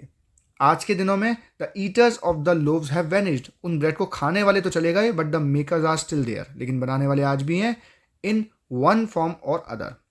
दूसरे रूप में, उसी रूप में फर्नेस आज भी एग्जिस्ट करती हैं, जो उस टाइम पर ट्रेडिशनल फर्नेस थी, भट्टियाँ थी जिसमें केक बेक्स बनते थे। Traditional bakers still come with a थर्ड and jingle of their bamboo stick. उनका जो उनकी साइकिल के ऊपर में जो घंटी होती थी वो आवाज़ करती हुई आती थी बैम्बू स्टिक, और थर्ड एंड जिंगल एक डंडी सी छड़ी सी होती थी जिससे उसमें आवाज़ आती थी और उनके आने का, अराइवल के बारे में लोगों को क्या करती थी, नोटिस देती थी। Justify the opinion that the traditional baker and his bread play a significant role in the culture and social fabric of Goa society। Goa की सोसाइटी में जो बेकर हैं उनका कल्चर और समाज के फैब्रिक पर बहुत गहरा प्रभाव पड़ रहा है। कैसे? The traditional baker and his bread play a significant role in the cultural and social fabric of Goa society. कैसे? पुर्तगीज जो लोग थे वो इंट्रोड्यूस करके गए भारत में लोव्स ऑफ ब्रेड, गोवा के माध्यम से, गोवा के थ्रू। दे लेफ्ट, वो तो चले गए, but the bread makers remain, लेकिन ब्रेड मेकर्स वहीं रहे। And their age old time tested furnace still exist, आज भी वो फर्नेस बरकरार हैं। The bakers bread was not just a food item, वो उनके लिए सिर्फ फूड आइटम नहीं था बल्कि पूरे गोवा कुजीन का एक हिस्सा बन गया था, उनके कल्चर का हिस्सा बन गया था। Not just a staple food, वो उनके लिए रोजमर्रा का कोई आइटम नहीं था बल्कि सोशल और इकोनॉमिक स्टेटस था उनके लिए। Bread making tradition bow down किया जाता था एक जनरेशन से दूसरी जनरेशन पे। The continued existence of these bakers and furnace represent the living connections to Goa's culture and culinary heritage that continues to be cherish, जो आज भी चेरिश किया जाता है वहाँ के लोकल कम्युनिटी के द्वारा, वहाँ के फैमिली ट्रेडिशंस में, वहाँ के किसी भी रीति रिवाज में, वहाँ के फेस्टिवल्स में ब्रेड क्या थी, सम्मिलित हो चुकी थी। तो इस प्रकार से जो गोवा का जो सोशल फैब्रिक है, यानी कि जो फैब्रिक यहाँ पे कहा गया, यहाँ पे वास्तविक में किसी कपड़े की बात नहीं हो रही है, ये गोवा के फैब्रिक की बात हो रही है। यानी कि गोवा जो एक कपड़े की तरह माना गया है उसके रेशे का हिस्सा था क्या, ब्रेड। नेक्स्ट स्टोरी अब हम पढ़ेंगे कूर्ग की। कूर्ग सिचुएटेड है मैसूर और मैंगलोर के बीच में, कर्नाटका स्टेट के अंदर में। It is a heaven on earth, ये पृथ्वी पे जन्नत के जैसा है। It is beautiful region of rolling hills, इसमें बहुत सुंदर रोलिंग हिल्स हैं, मार्शल मैन आर्मी वाले लोग, beautiful women and wild creatures. Coorg क्यों फेमस है? अपने कॉफ़ी प्लांटेशन के लिए। जब आप कूर्ग जाते हैं तो आपको उन कॉफ़ी का अरोमा चारों तरफ फील होता है। एवरग्रीन रेन फॉरेस्ट के लिए और स्पाइसेस के लिए। Evergreen forest cover 30% of its land, ज़मीन का 30% हिस्सा तो एवरग्रीन फॉरेस्ट है। मॉनसून के टाइम पर यहाँ काफ़ी वर्षा होती है। The best period is to visit from September to March, और सितंबर से मार्च के महीने पे यहाँ पर जाना परफेक्ट है, जब वेदर बिल्कुल परफेक्ट मिलेगा। The fiercely independent people, fiercely मतलब किसी से डरते नहीं है, इंडिपेंडेंट लोग हैं कूर्ग के, आर पॉसिबली द डिसेंडेंट, किसके वंशज कहे जाते हैं? ग्रीक और अरब के। कुछ मानते हैं इनके पूर्वज ग्रीक थे, कुछ मानते हैं इनके पूर्वज अरब थे। स्टोरी क्या है समझते हैं। Story goes that a part of Alexander army, Alexander की कुछ आर्मी कूर्ग में सेटल हुई थी और उनका वहाँ से वापस जाना इम्प्रैक्टिकल हो गया। वहीं के लोकल से उन्होंने शादी करी। Their martial traditions, marriage and religious rites are different from the Hindu mainstream, इसीलिए हिंदू मेन स्ट्रीम से उनके जो रीति रिवाज हैं वो काफ़ी डिफरेंट हैं। They also wear a waist belt which is refers to कुपिया over a long black coat. वो कुछ लोग वहाँ के जो है वेस्ट बेल्ट पहनते हैं, कमर पे बेल्ट बांधते हैं जिसको कुपिया कहा जाता है, ब्लैक कोट के ऊपर में। यही बेल्ट कुफिया कही जाती है अरब एंड कुर्स के द्वारा पहनने वाली बेल्ट को। तो इट मीन्स कुछ लोग मानते हैं इनके जो पूर्वज थे वो ग्रीक थे, कुछ मानते हैं अरब थे। इनके ड्रेस से पता चलता है कि भाई अरब थे, और जो एलेक्जेंडर की कहानी है वो भी कई मायनों में जस्टिफाइड है क्योंकि उनके रिचुअल्स काफ़ी डिफरेंट हैं। दे वर वेरी हॉस्पिटेबल, यानी मेहमान नवाजी में काफ़ी आगे हैं, and entertain their guest with the stories of bravery, और कई बहादुरी के किस्से सुनाकर अपने गेस्ट को एंटरटेन करते हैं। And courage of their sons and father, अपने बच्चों के और अपने बड़े बुजुर्गों के किस्से सुनाकर एंटरटेन करते हैं। जो कूर्ग रेजिमेंट है आर्मी में बहुत डेकोरेटेड है, कई सारे मेडल्स अवार्ड्स उनको सम्मान किया गया है, कई सारे लोगों को कूर्ग के। The first chief of the Indian army, याद रखिए first chief of Indian army general Cariappa वो भी कूर्गी ही थे। The Kodavas are the only people in India permitted to carry fire arms, यहाँ के लोगों को बिना किसी लाइसेंस के फायर आर्म रखने की अनुमति है। Waters from forest and hills fed river Kaveri, और यहीं से ही जो पानी आता है वो रिवर कावेरी का पानी बनता है। Many animals enjoy it in water, और कई सारे लोग उसका, कई सारे जानवर उसका क्या लेते हैं, मजा लेते हैं। इट ऑल्सो प्रोवाइड्स, अब यहाँ से याद रखिएगा, कई सारे एडवेंचर स्पोर्ट्स जैसे कि राफ्टिंग, कैनोइंग, रैपलिंग, ये सब यहाँ पर करवाई जाती है। अदर एडवेंचर स्पोर्ट्स जैसे कि रॉक क्लाइंबिंग, माउंटेन बाइकिंग और ट्रैकिंग भी यहाँ पर अवेलेबल है। ब्रह्मगिरी हिल्स व्हेन क्लाइंब्ड, जब आप ब्रह्मगिरी हिल्स पर जाएंगे तो आपको पैनारोमिक व्यू देंगे पूरे के पूरे कूर्ग का, यानी कि एक ही व्यू में आप पूरा का पूरा कूर्ग देख पाएंगे। इंडियाज लार्जेस्ट तिब्बतियन, तिब्बत के सबसे बड़े सेटलमेंट यहाँ पर हैं, कहाँ पर, इन बाइलाकुप्पे। तो यहाँ पर हम इस चैप्टर को पढ़कर पूरा का पूरा कूर्ग का आइडिया ले गए। इसको शुरू से एंड तक आप अच्छे से याद कर लीजिए। कोडावोज हैव कॉन्ट्राडिक्टरी ट्रेट्स, जो कोडावोज हैं, जो कूर्ग के रहने वाले हैं, उनके ट्रेट्स, फीचर्स हमसे थोड़े डिफरेंट हैं। इस स्टेटमेंट को सपोर्ट करना है ग्लिम्स ऑफ इंडिया के चैप्टर के थ्रू। तो दो स्टोरीज हैं कोडावू पीपल्स के ओरिजिन की। पहला ये कि जब अलेक्जेंडर की आर्मी साउथ की तरफ मूव करी थी तो उसी जगह पर रुक गई थी क्योंकि वापस नहीं जा पा रही थी। Settled here and when return became impractical. These people married amongst the local, उनकी फिर लोकल लोगों से शादी हुई। And their blood line runs through the people of Kodavu, और उन्हीं के ही वंशज ये कोडावू लोग हैं। दूसरा लेजेंड, दूसरी कहानी ये कहती है कि जो कोडावू के लोग हैं वो अरब से आए हैं। इसका सपोर्ट ये है कि जो कोडावू पीपल हैं वो एक एम्ब्रॉयडराइज्ड वेस्ट बेल्ट, कमर पे बांधने वाली एक बेल्ट पहनते हैं एक ब्लैक कोट के ऊपर में। और ये जो वेस्ट बेल्ट है, ये कमर पे बांधने वाली बेल्ट है, इसको कुपिया कहा जाता है, जो कि कुफिया शब्द से बनी है, जो कि अरब का है। वेलर मतलब होता है साहस, हॉस्पिटैलिटी मतलब मेहमान नवाजी। ये कूर्ग के लोगों में जन्म से ही होती है। The people of Coorg have a tradition of courage, वो जाने जाते हैं अपने करेज के लिए, ब्रेवरी के लिए एंड हॉस्पिटैलिटी के लिए। ये लाइन याद कर लीजिए, इस चैप्टर के कई सारे क्वेश्चन में आप लिख सकते हैं। कूर्ग का regiment one of the most decorated regiment है। In fact the first chief of Indian army was general Cariappa Coorgi ही था। And the Kodavas are the only people जिनको बिना लाइसेंस के फायर आर्म रखने की अनुमति है, यानी हथियार रख सकते हैं बिना किसी लाइसेंस के। अब चलते हैं भारत के नॉर्थ ईस्टर्न पार्ट की तरफ, असम में, और हमारा ये चैप्टर है tea from Assam. This chapter has been written by Arup Kumar Datta. यह हमें नॉर्थ ईस्ट स्टेट असम की कहानी के बारे में बताते हैं, जहाँ पर tea plantation is carried on a large scale, जहाँ पे बड़े लेवल पर असम के अंदर में चाय की खेती होती है। प्रांजोल इज राजवीर क्लासमेट, जो प्रांजोल है वो राजवीर का क्लासमेट है। ही इज फ्रॉम असम, जो कि असम का है। And his father is a manager of a tea garden in upper Assam, और अपर असम में जो उसके पिता हैं वो मैनेजर हैं। Pranjol had invited Rajvir to visit his home during the summer vacation, और प्रांजोल ने अपने दोस्त राजवीर, जिसने कभी टी प्लांट्स नहीं देखे हैं, समर वेकेशन पे अपने घर पर इनवाइट किया है। और राजवीर ने उसका जो इनविटेशन है वो एक्सेप्ट किया है। जब वो ट्रेन से निकल रहे होते हैं तो राजवीर को कई सारी ग्रीनरी दिखती है, पैडी फील्ड दिखती है, चाय के बागीचे दिखते हैं, जो नॉर्मल सिटी में रहने वाले लड़कों के लिए बहुत ही यूनिक है। Before starting of on his vacation, अपनी वेकेशन शुरू करने से पहले, Rajveer had collected a lot of information about the T. Rajveer ने चाय से रिलेटेड कई सारी इन्फॉर्मेशन कलेक्ट की है। वो प्रांजल से कहता है कि कई सारे लेजेंड्स हैं कि चाय का ओरिजिन कैसे हुआ था। एक लेजेंड ये है कि एक चाइनीज एम्परर था जो अपने पानी को हमेशा बॉयल कर पीता था। एक दिन कुछ ट्विग्स, टहनियाँ उसके अंदर गिर गई जब वो उसका पॉट गर्म हो रहा था, जिससे उसका डिलीशियस फ्लेवर हो गया, और इन्हीं पत्तियों को टी लीव्स बताया गया। दूसरा लेजेंड ये कहता है एक बुद्धिस्ट एस्केटिक, एक साधु थे बौद्ध धर्म के, named Bodhidharma, once cut off his eyelids. उन्होंने अपनी आईलिड्स को काट दिया था क्योंकि उन्हें बहुत नींद आ रही थी। वो मेडिटेशन कर रहे थे, ध्यान लगा रहे थे, लेकिन नींद ना आए, इसलिए उन्होंने अपनी आईलिड्स को काटा, और 10 T plants Guru out of these eyelids, और जहां ये आईलिड्स गिरी वहां से चाय का पौधा उग गया। The leaves of these when put in hot water, जब ये गर्म पानी के साथ में डाली जाती हैं तो आपकी नींद भी उड़ जाती है, जैसे उस साधु की उड़ गई थी। Rajvir also inform Pranjol that tea was first drunk in China far in 2700 BC। Rajvir ये भी बताता है प्रांजोल को कि पहली बार चाय 2700 BC ईरा में पी गई थी। Tea came to Europe only in the 16th century, और 16th सेंचुरी में यूरोप में आई है, और उस समय पर उसे दवाई की तरह पिया जाता था, ना कि किसी बेवरेज की तरह। दोनों के दोनों friend got down at Mariani junction station. Pranjol के पेरेंट्स वहां उन्हें रिसीव करने आते हैं।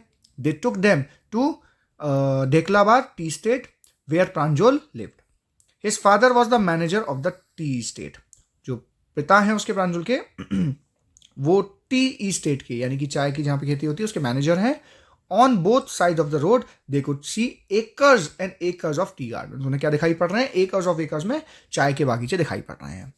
कई सारी औरतें वहाँ पर क्या कर रही हैं? उसे हटा रही हैं, प्लग कर रही हैं, और टीज के जो नए नए स्प्राउट्स आ रहे हैं, putting them in their basket, और उसको कलेक्ट कर कर बास्केट में रख रही हैं।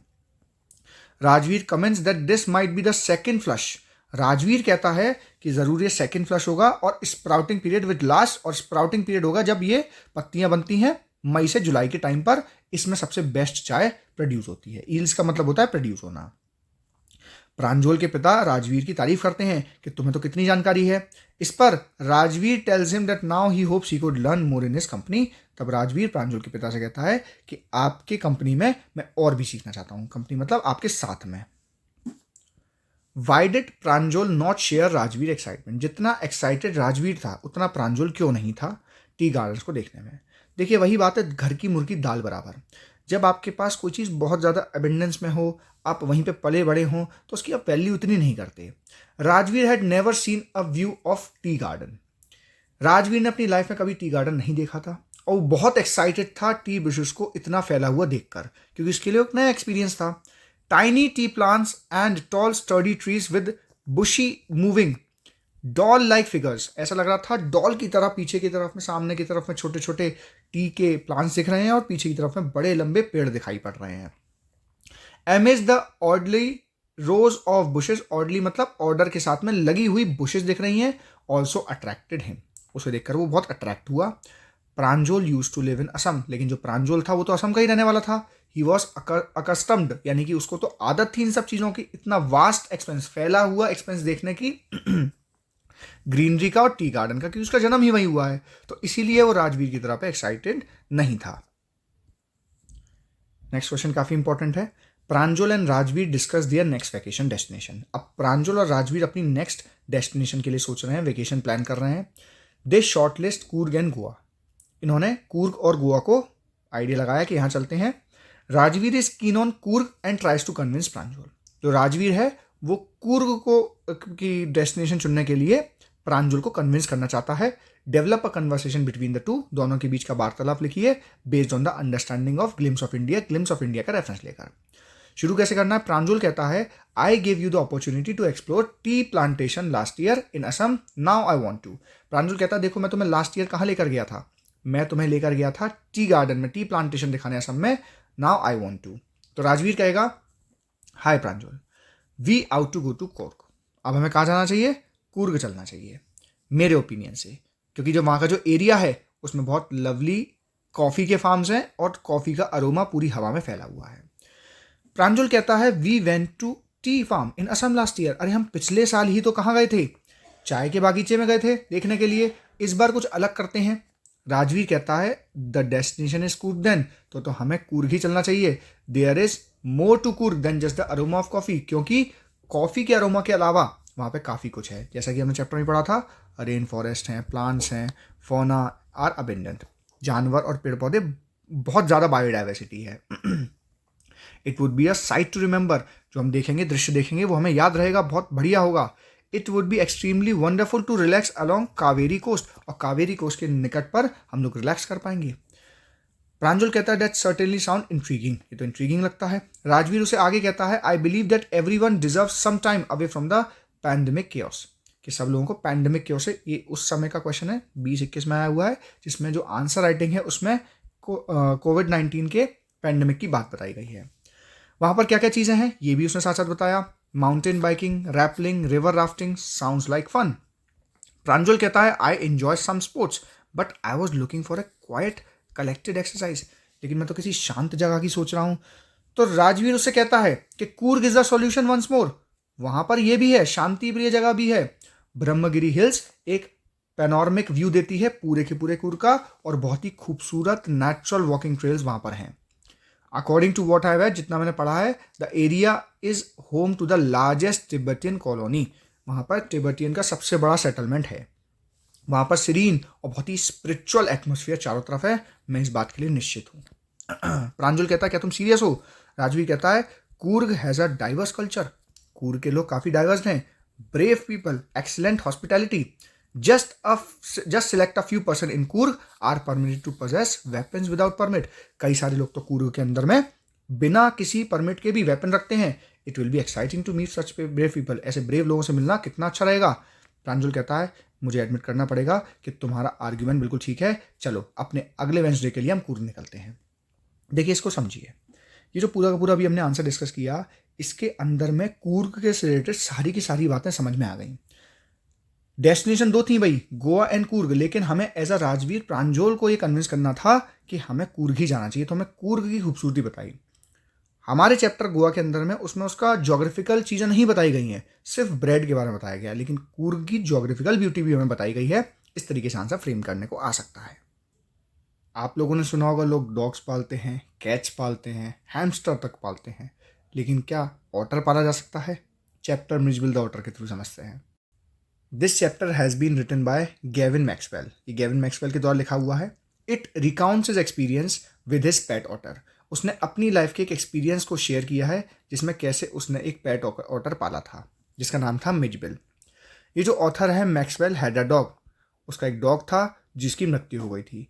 तो उसने डिसाइड किया कि इन अर्ली 1956 वो क्या लेगा, एक और पेट खरीद कर लाएगा. He travel to southern Iraq. वो कहाँ गया? सर्दर्न इराक में गया. There it came to his mind. उसके मन में आया to have a otter as a pet, कि वो ऑटर को एज अ पेट पाले. He casually mention this to a friend. उसने अपने एक दोस्त को बताया कि मेरी इच्छा है एक ऑटर को पालने की. कुछ दिन बाद when he return to his bedroom, जब वो अपने बेडरूम पे वापस आया तो उसे 2 Arabs with a note from his friend. तो उसे कौन मिले? 2 अरब के लोग मिले with a note from his friends, और उसके दोस्त का एक खत लेकर आए थे. इन द सैक, एक छोटे से थैले में, देयर वॉज एन ऑटर. एक ऑटर था which his friends had arrange to keep him as a pet, जो उसके दोस्त ने उसके लिए व्यवस्थित कर मंगाया था. It resembled a very small medievally conceived dragon. एक पुराने समय के ड्रैगन के जैसा दिखता था. From the head to the tail it was coated with a mud armour. क्योंकि उसके ऊपर मिट्टी लग जाने के कारण से जो स्केल्स बन गए थे, लग रहा था कि मिट्टी का आर्मर उसके ऊपर चढ़ गया है. It took the author nearly a month to be able to remove the mud. 1 महीना पूरा लगभग लगा उसके ऊपर से पूरी तरीके से मिट्टी को हटाने के लिए और उसका वास्तविक कलर देखने के लिए. ही चिस्टेंड इट मिजबिल, और उसका नाम क्या रखा गया? मिजबिल रखा गया. Mijbil was a race previously unknown to science. ये जो मिजबिल की जो स्पीशीज थी, जो रेस थी, वो पहले साइंटिस्ट को पता नहीं थी. And it was christened by geologist as Lutrogale perspicillata maxwelli, और in normal languages Maxwell's otter. सिंपल भाषा में से क्या बुलाते थे? Maxwell otters. और अचंभित होने वाली बात यह है कि हमारा जो नरेटर है उसका भी नाम क्या है? गेविन मैक्सवेल है. For the first day Mijbil was aloof and indifferent and he slept on the floor. पहले तो वो बिल्कुल आश्चर्यचकित रहा, इनडिफरेंट, अजीब उसे फील हो रहा था, और वो फ्लोर पर ही सोआ. Far away from authors bed, author के बेड से बहुत दूर. But on the second night, लेकिन दूसरी नाइट पे वो उसके बेड में एंटर करता है and slept in the crook of his knees. उसके घुटने के पास जाकर सो जाता है. Slowly he started taking an interest in his surrounding. धीरे धीरे वो अपने आसपास के वातावरण में इंटरेस्ट जगाना शुरू करता है. When it was taken to the bathroom, जब उसे बाथरूम ले जाया गया, it plunged and roll in water. वो कूदा, झूलने लगा, मतलब मज़ा आने लगा उसको पानी के अंदर में. 2 दिन बाद में it was found in the bathroom. वो खुद ही से बाथरूम में चला गया. ऑथर ने देखा कि उसे नल खोलने में दिक्कत आ रही है. He also manage to open it, लेकिन फिर बाद में उसने उसे खोल लिया. Mij as he came to be called used to spend most of his time playing with rubber ball and marbles. Mijbil जो था अक्सर रबर बॉल के साथ में और कंचों के साथ में खेलता रहता था. Author's time passed peacefully in Basra. Basra में ऑथर का टाइम बहुत अच्छे से बीता. लेकिन अब उसे केमिस्ट फेरना लेकर आना था इंग्लैंड में. And he approach the British airlines. उसने ब्रिटिश एयरलाइंस से पता करा कि क्या मैं एक ऑटर ला सकता हूँ. उन्होंने रिफ्यूज़ कर दिया. तो उसने पहली फ्लाइट बुक करी पेरिस के लिए ऑन अनदर एयरलाइन, और वहाँ से फिर लंदन जाने का सोचा. The airline insisted. एयरलाइन ने कहा कि भाई मिजबिल को एक डिब्बे के अंदर पैक करके लाना है जो कि 18 इंचेस से बड़ा नहीं होना चाहिए. ऑथर ने एक बॉक्स बनाया एंड 1 घंटा निकलने से पहले, before he had to start, he put Mij in the box and went for his meal. उसने 1 घंटा पहले मिजबिल को उस डिब्बे में रखा और खाना खाने चला गया. जब ऑथर वापस आया खाना खाकर, डिब्बा बिल्कुल शांत सा था, लेकिन उसने नोटिस करा उस एयर होल के पास में ब्लड लगा हुआ है एंड चिंग्स अराउंड द लिड। वो घबरा गया। ही ओपेंड इट, उसने खोला और देखा कि मिज बिल्कुल थका हुआ और खून से लथपथ है। It whimpered and caught his leg. वो उसके पैर को देखता है। The time was very short. उसने अपने पैर पर चोट लगा ली थी और समय बहुत कम बचा था।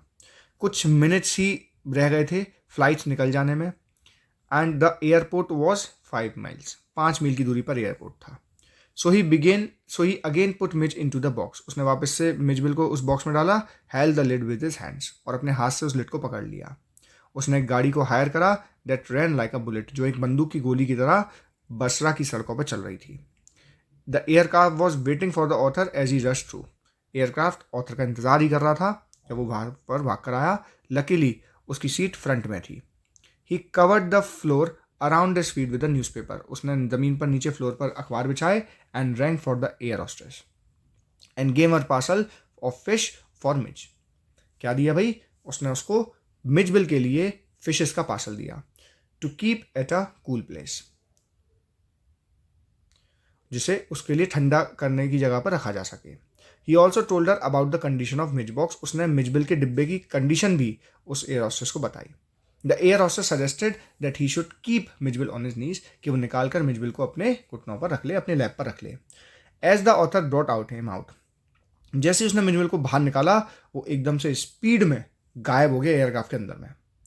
देयर वॉज अ स्क्वैक्स, चारों तरफ चीखम चाक मच गई। वन लेडी स्क्रीम्ड, एक औरत चिल्लाई, एक रैट, उसको रैट लग रहा था। ऑथर ने डाइव मारी बट ही लैंडेड न करी, लेकिन उसके ऊपर सब्जी लग गई, करी लग गई। The air hostess assured him that she would find Mij. उसने उसे अश्योर किया कि वो मिजबिल को ढूंढ लेगी and hand over it to him. Soon the author was back on his knees. जल्द ही वो ऑथर वापस आया। The author remained in London for a month. Author वहाँ पर लंदन में 1 महीने रहा। There the author would play for hours with toys. जहाँ पे जो मिजबिल था वो घंटों तक अपने खिलौनों से खेलता था, रबर शूट से खेलता था, टेरापीन शेल से खेलता था। The author even took it for exercise and both walked through the London street. दोनों एक्सरसाइज करने ले जाता था और सड़कों पर टहलने निकलते थे। लंदन के जो लोग थे, people found it difficult to recognise an otter. उन लोगों को ऑटर के बारे में ज़्यादा जानकारी नहीं थी। दे गेस्ड, वो अलग अलग जानवरों के गैसेस करते थे कि ये क्या है। People use to ask the author if it was a walrus. वो गैस करते थे क्या एक वॉलरस है, बेबी सील है या एक स्क्विरल है। कुछ इसे गैस करते थे कि एक बीवर है, भालू का बच्चा है, बियर कब है, लेपर्ड है, और even a brontosaur. The author one saw a labourer in surprise. एक लेबर को तो वो सरप्राइज कर गया। He was digging hole in the street. वो लेबर क्या कर रही थी? सड़क पर गड्ढा खोद रही थी। उसने जैसे ही देखा, he laid down his tools, अपने सारे टूल्स नीचे रखे एंड ग्राउल्ड आउट, चिल्लाया, mister what is that suppose to be? ये क्या चीज है? Mijbil and the tiger both were looked after the humans. मिजबिल और टाइगर दोनों ही इंसानों के द्वारा पाले जा रहे थे, रखे जा रहे थे। अज्यूम दो बोथ मीट, मान के चलिए दे बोथ मीट, वो दोनों आपस में मिलते हैं चिड़ियाघर में और उनके बीच में कन्वर्सेशन होती है अपनी लाइफस्टाइल, अपनी फीलिंग्स को लेकर। उस कन्वर्सेशन को आपको लिखना है, write this as per the understanding of Mijbil, the otter and the tiger in the zoo. हमें दोनों, जो पोएम है हमारी पास टाइगर इन द जू और जो हमारा चैप्टर है मिजबिल द ऑटर, उसके हिसाब से लिखना है। स्टार्ट करने को हमें दिया हुआ है। टाइगर बोलता है, thanks for visiting me, though I don't usually like visitors. मुझे विजिटर ज़्यादा पसंद नहीं है। मिजबिल कहता है, ओह आई वुड लव विजिटर्स, मुझे तो विजिटर बहुत पसंद है। तो हम स्टार्ट करते हैं। Mijbil, hi. Tiger, thanks for visiting me, though I don't usually like visitors. Mijbil, I would love visitors, I think you too is the safest place. तुम भी कितनी सेफेस्ट प्लेस में हो। You don't need to hunt, तुम्हें यहाँ शिकार करने की जरूरत नहीं। तुम्हें यहाँ खाने पीने को पर्याप्त मात्रा मिलता है, तो तुम्हें किस बात की चिंता है। देखो, दोनों का ना परसेप्शन काफ़ी अलग था इंसानों के प्रति। एक का मालिक उसे बहुत केयर से रखता था, जो मिजबिल, और जो चिड़ियाघर के जो ओनर्स होते हैं, चिड़ियाघर के जो केयर टेकर्स होते हैं, वो ज़्यादा ख्याल नहीं रखते जानवरों का। जो टाइगर है, उसका जो नेचुरल हैबिटेट है वो जंगल में है। वो वहाँ अपने लाइफ को फ्रीडम महसूस करता है। लेकिन यहाँ पर क्या है, उसका छोटा सा एक दुनिया सी बन के रह गई है, जहाँ पर उसका जो रेज है बिल्कुल ख़त्म हो चुका है। तो टाइगर ने कहा है, but at the cost of my freedom. मैं यहाँ पर भले ही हूँ, लेकिन मेरी आज़ादी तो मेरे पास नहीं है। I have been in captivity, मुझे यहाँ बंदिश में रखा गया है। So can not roam here and there, मैं इधर से उधर नहीं जा सकता तुम्हारी तरह। ये जो क्रेज है इज क्वाइट कंजेस्टेड, ये जो केज है मेरे लिए बहुत कंजेस्टेड है। I find it hard to even move properly, मैं इसके अंदर प्रॉपरली मूव तक नहीं कर सकता। Does your master not cage you, क्या तुम्हारा मास्टर तुम्हें पिंजरे में नहीं रखता? मिजेबल कहता है no, I am not caged, ना ही मुझे चेन में बांध के रखता, क्योंकि मेरे मास्टर को पता है that I will never create any trouble for him, मैं उसके लिए कोई परेशानी नहीं करूंगा। आई लव बीइंग हिज पेट, मुझे बहुत पसंद है उसका पेट बनकर रहना। Love spending time in his company, मुझे उसके साथ में समय बिताना बहुत अच्छा लगता है। टाइगर कहता है काश मैं भी तुम्हारी तरह इसी तरीके से रोम मतलब घूम पाता इधर से उधर फ्रीली। ये जो जू का स्टाफ है is not as kind and understanding as your master, वो तुम्हारे मालिक की तरह इतना अंडरस्टैंडिंग नहीं है। I do not hurt any one until hungry and provoked, जब तक कोई मुझे प्रोवोक ना करे या मैं भूखा ना हूं तब तक मैं किसी को हर्ट नहीं करता। वी कैन को एग्जिस्ट, हम साथ में रह सकते हैं। They can also release me to my natural habitat, या वो चाहे तो मुझे मेरे नेचुरल हैबिटेट में छोड़ दें, मुझे रिलीज कर दें। मिजुअल कहता है you want to live in the wild, तुम जंगल में रहना चाहते हो, मतलब जहाँ पे वाइल्ड में रहना चाहते हो। I am scared of being alone there, मुझे तो वहाँ बहुत डर लगेगा अकेला जाने से। I would not survive even for a day, मैं एक दिन भी वहाँ सर्वाइव नहीं कर पाऊंगा। मैं तो बहुत खुश हूँ कि मैं अपने मास्टर के साथ रहता हूँ और मैं हर वक्त उसे अपने पास चाहता हूँ। टाइगर कहता है काश मेरे पास भी तुम्हारे जैसा मास्टर होता। I hate being tamed and feels extremely bad, मुझे बहुत बुरा लगता है जब ये मुझे बांध कर या फिर दबा कर रखते हैं, मुझे बहुत बुरा फील होता है। When the visitor make noise, जब विजिटर आवाज़ करते हैं और मेरे ऊपर चीज़ें फेंकते हैं। तो इस तरीके के जो कन्वर्सेशन है पेपर में कई बार आ सकती है। देखो एक को आज़ादी मिली हुई है, एक को आज़ादी नहीं मिली है, तो दोनों का पर्सपेक्टिव दोनों के सेपरेट रिस्पेक्टिव चैप्टर्स के हिसाब से लिखना है। मिजबिल में हमने देखा कि उसका और उसके मालिक में बहुत अच्छा रिश्ता है, लेकिन टाइगर इन द जू में हमने देखा कि टाइगर को बहुत ही कंजेस्टेड केज में रखा हुआ है जिससे वो खुश नहीं है। जिज्ञासा आपकी लाइफ में कई सारे एडवेंचर्स लेके आती है, ऐसा ही वल्ली की कहानी में हुआ मैडम राइट्स द बस में। ये लेसन एक 8 साल की बच्ची जिसका नाम वल्ली है उसके बारे में है। Who did not have friends to play with, जिसके पास कोई दोस्त नहीं थे खेलने के लिए।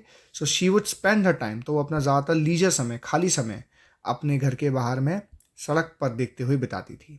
उसका favourite pastime activity was to look at the bus that passed by her village every hour, जो हर घंटे उसके गांव से जो बस निकलती थी उसको देखना उसे बड़ा अच्छा लगता था। It gave her endless joy, उसे देखकर बहुत खुशी मिलती थी। To look at the new set of passenger, हर बार उस बस में से कोई ना कोई नए लोग निकलते थे, उसे देख के बड़ा अच्छा लगता था, उसकी हैबिट बन गया था वो देखना। Gradually even she wished to travel by bus, उसका धीरे धीरे करके इच्छा हुई कि उसको भी बस से कहीं घूमने जाना है। Soon the wish turned into desire, जल्दी वो जो विश थी वो डिजायर में बदल गई। And therefore she made it to her mission to fulfil it, उसने वो अपना मिशन बना लिया कि उसे बस में सफ़र करना है। She started listening to the conversations between her neighbours who frequently travel by bus, वो अक्सर उस चीज़ में दिलचस्पी रखती थी जब उसके आसपास के नेबर उसे बताते थे कि वो बस से ट्रेवल करके आए हैं। And in the process would ask a few careful questions, और इसी प्रोसेस के दौरान सवाल पूछती थी, कैसे गए, कैसे टिकट लिया, सारी की सारी इन्फॉर्मेशन कलेक्ट करती थी। इसी तरीके से करते करते she knew that the town is 6 meals away, ऐसे करके उसे पता चला कि पास का जो टाउन है वो 6 मील की दूरी पर है उसके गांव से। And it took the bus 45 minutes to travel one side, और एक तरफा जाने में 45 मिनट्स लगते हैं बस को। एक तरफ का फेयर है 30 पैसे, making it 60 for a back and fourth ride, और आने जाने पर 60 पैसे लग जाएंगे। देयरफॉर शी स्टार्टेड प्लानिंग, उसने प्लान किया, रीप्लानिंग किया, so that she could sneak out, उसने सोचा घर से मम्मी के सोने के समय पे मैं निकल जाऊंगी, नैप जब आफ्टरनून ले रही होंगी वो, and come back without her knowing anything, और उन्हें कुछ पता भी नहीं चलेगा, मैं अपना सफ़र करके आ जाऊंगी। She needed to save the money, लेकिन सवाल था उसे पैसे जोड़ने थे, विच वॉज नॉट ईजी, जो बिल्कुल मुश्किल नहीं था। As she had to resist the temptation of candy, उसकी इच्छा होती थी क्या, कैंडी खाने की, पेपरमिंट, मैरी गो राउंड, झूला झूलने की, लेकिन अपने मन को संभालते हुए उसने इतने पैसे जमा कर लिए कि वो दिन आ जाए जब वो सफ़र कर पाए उस बस का। द ब्रेव 8 ईयर ओल्ड, उस 8 साल की ब्रेव बच्ची ने took the bus during its not very busy hour, उस समय बस पकड़ी जब ज़्यादा भीड़ भाड़ नहीं होती थी। जो बस का कंडक्टर है वो काफ़ी जॉली नेचर का है और बार बार उसे मैडम कहकर बुलाता है वल्ली को। She refuse to take any help from the conductor, वो कंडक्टर से किसी प्रकार की हेल्प नहीं लेती और ना ही किसी पैसेंजर से हेल्प लेती। It was an amusing site for everyone, सब लोग देख के चौंक जाते हैं कि इतनी छोटी सी बच्ची एक बड़ों की तरह, अडल्ट की तरह बिहेव कर रही है। The conductor was of the joking sort, conductor थोड़ा मजाकिया था। Refer to Valli as a grown up madam, क्या कह के बुलाने लगा कि ये तो बड़ी मैडम है भाई। Short heighted Valli would stand on her seat, जो छोटी सी बच्ची थी वो अपनी सीट पर खड़ी थी, to be able to see clearly from the window, जिससे वो खिड़की से आराम से देख पाए। While everyone advise her to sit her for her own safety, बाकी लोग उसे सजेस्ट करते हैं कि तुम नीचे बैठ जाओ उसकी सेफ्टी के लिए, लेकिन ईच टाइम समवन वुड पोक, हर बार जब कोई उसे टोकता था, दियर नोज इन हर बिजनेस, उसके काम में दखलंदाजी करता था, वल्ली वुड गेट अनॉयड, वो बहुत चिढ़ से जाती थी, and she did not consider herself a child, और वो खुद को कभी चाइल्ड कंसीडर नहीं करवाती थी, उसे बुरा लगता था। She did not want to be friends with an elderly lady who was worried about her, एक बड़ी सी औरत यानी एक बूढ़ी औरत उसके पास में होती है और उसकी चिंता करती है, क्योंकि उसको लगता है कि वो अकेली सोशली कैपेबल नहीं है कहीं जाने आने के लिए। She enjoyed seeing what was going, लेकिन उसको बड़ा मज़ा आ रहा होता है जो सब चीज़ें बाहर देखने को मिलती हैं। The site of a running cow, उसे जाते वक्त एक गाय भागती हुई दिखती है in the middle of the road से, जिसमें जाम लगा होता है, तो उसे देख के बड़ा अच्छा लग रहा होता है, बड़ा खुश हो रही होती है, वो गाय इधर से उधर भाग रही होती है। जब वो टाउन पहुंच जाते हैं वो बस से उतरती नहीं, क्योंकि उसका मेन मकसद उसका था बस में ट्रैवल करना, कोई डेस्टिनेशन पर नहीं जाना था उसे, because she was too afraid to do so alone, और अकेले उसे उतरने में डर भी लगा। आते वक्त she carried extreme enthusiasm until she saw, तक उसको बहुत मज़ा आता, वो बहुत एंथुजियास्टिक जोशीली थी, लेकिन आते वक्त पता चला कि जो गाय थी जो जाते वक्त बड़ा इधर से उधर दौड़ रही थी वो मरी हुई रोड पर पड़ी है। It was the same cow, ये वही गाय थी जो अभी थोड़ी देर पहले इतने मस्ती मज़े के साथ में इधर उधर कूद रही थी। वल्ली बहुत घबरा गई at the fact that how a creature so full of life, ये जानकर कि एक जानवर में एक पल को इतनी एनर्जी होती है, इंस्टेंटली इतना हॉरिबल उसके साथ हो सकता है। वो अब चुपचाप से अपने सीट पर बैठ गई और अपनी बाकी की जर्नी शांत रूप से निकाली। जब वो घर पहुंची उसने देखा कि उसकी मम्मी जाग चुकी हैं और मदर एंड आंट आपस में बात कर रही हैं कि दुनिया में कितना ही कुछ अजीबोगरीब है। वल्ली उनकी बात पर श्योर करती है, अफर्म करती है to what her mother was saying, leaving both of them astound, दोनों चौंक जाती हैं कि ये छोटी सी बच्ची ऐसा क्यों बोल रही है। She then justified her action by mentioning that she was casually agreeing, लेकिन वो कहती है कि इन्हें समझ में ना आ जाए कि मैं तो सिर्फ आपकी बात में ऐसी कैजुअली एग्री कर रही हूँ जो कि मम्मी कह रही हैं। उसकी आंट वल्ली से कहती है कि नो स्पोकिंग चाइल्ड, ज़्यादा चपर चपर कर रही है छोटी सी बच्ची बड़ों की बातों में, लेकिन वल्ली जानती है that what she was referring to, because after all no one knew about the bus journey, लेकिन वल्ली को अंदर अंदर पता है वो दुनिया की सच्चाई को जान चुकी है, क्योंकि वो अकेली बस की राइड कर आई है। ये जो कहानी है इसमें हम समझ सकते हैं कि जो बच्चों की दुनिया होती है ना, बड़ी फैंटेसी वाली होती है, सब कुछ अच्छा होता है, सब लोग बढ़िया होते हैं, लेकिन जब वो दुनिया की हार्श रियलिटी को देखते हैं ना, बिटर ट्रुथ को देखते हैं, तो उनके मन में मैच्योरिटी जागती है, जो कि शुरुआत में थोड़ी सी डरावनी होती है और ट्रुथ एक्सेप्ट करने में थोड़ा उन्हें दिक्कत आता है। वल्ली की जर्नी सिटी तक की also her introduction to the mystery of life and death, उसका इंट्रोडक्शन मृत्यु और जीवन के रहस्यों से करवाता है। ये आंसर काफ़ी इंपॉर्टेंट है, ये आप ज़्यादातर प्रकार के क्वेश्चंस में लिख पाएंगे वल्ली से रिलेटेड।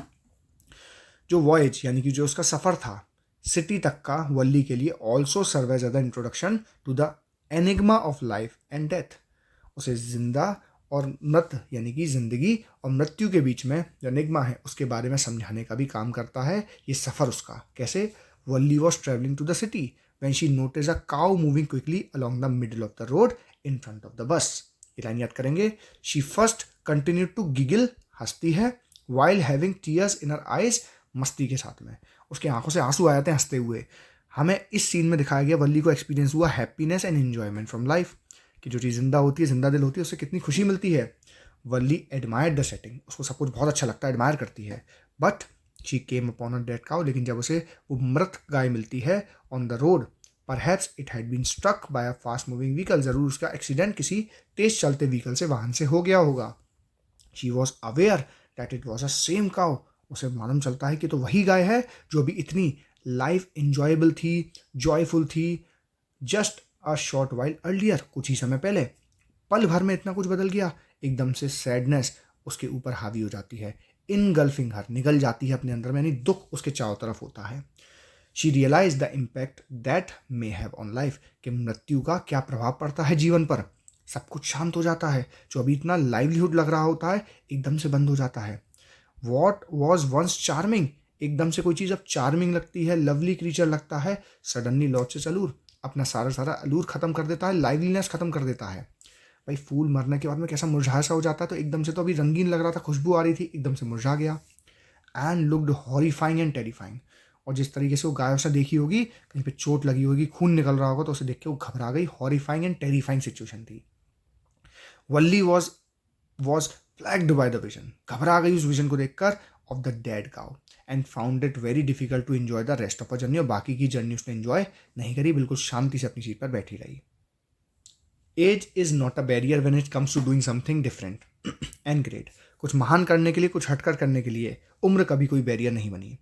वल्ली का कौन सा characteristics, which characteristics of Valli help her achieve the wonder of visiting the town at such a tender as. इतनी छोटी सी उम्र में वल्ली के कौन से फीचर्स उसके सफ़र को अचीव करने में, उसके सफ़र के सक्सेसफुल होने के लिए जिम्मेदार थे।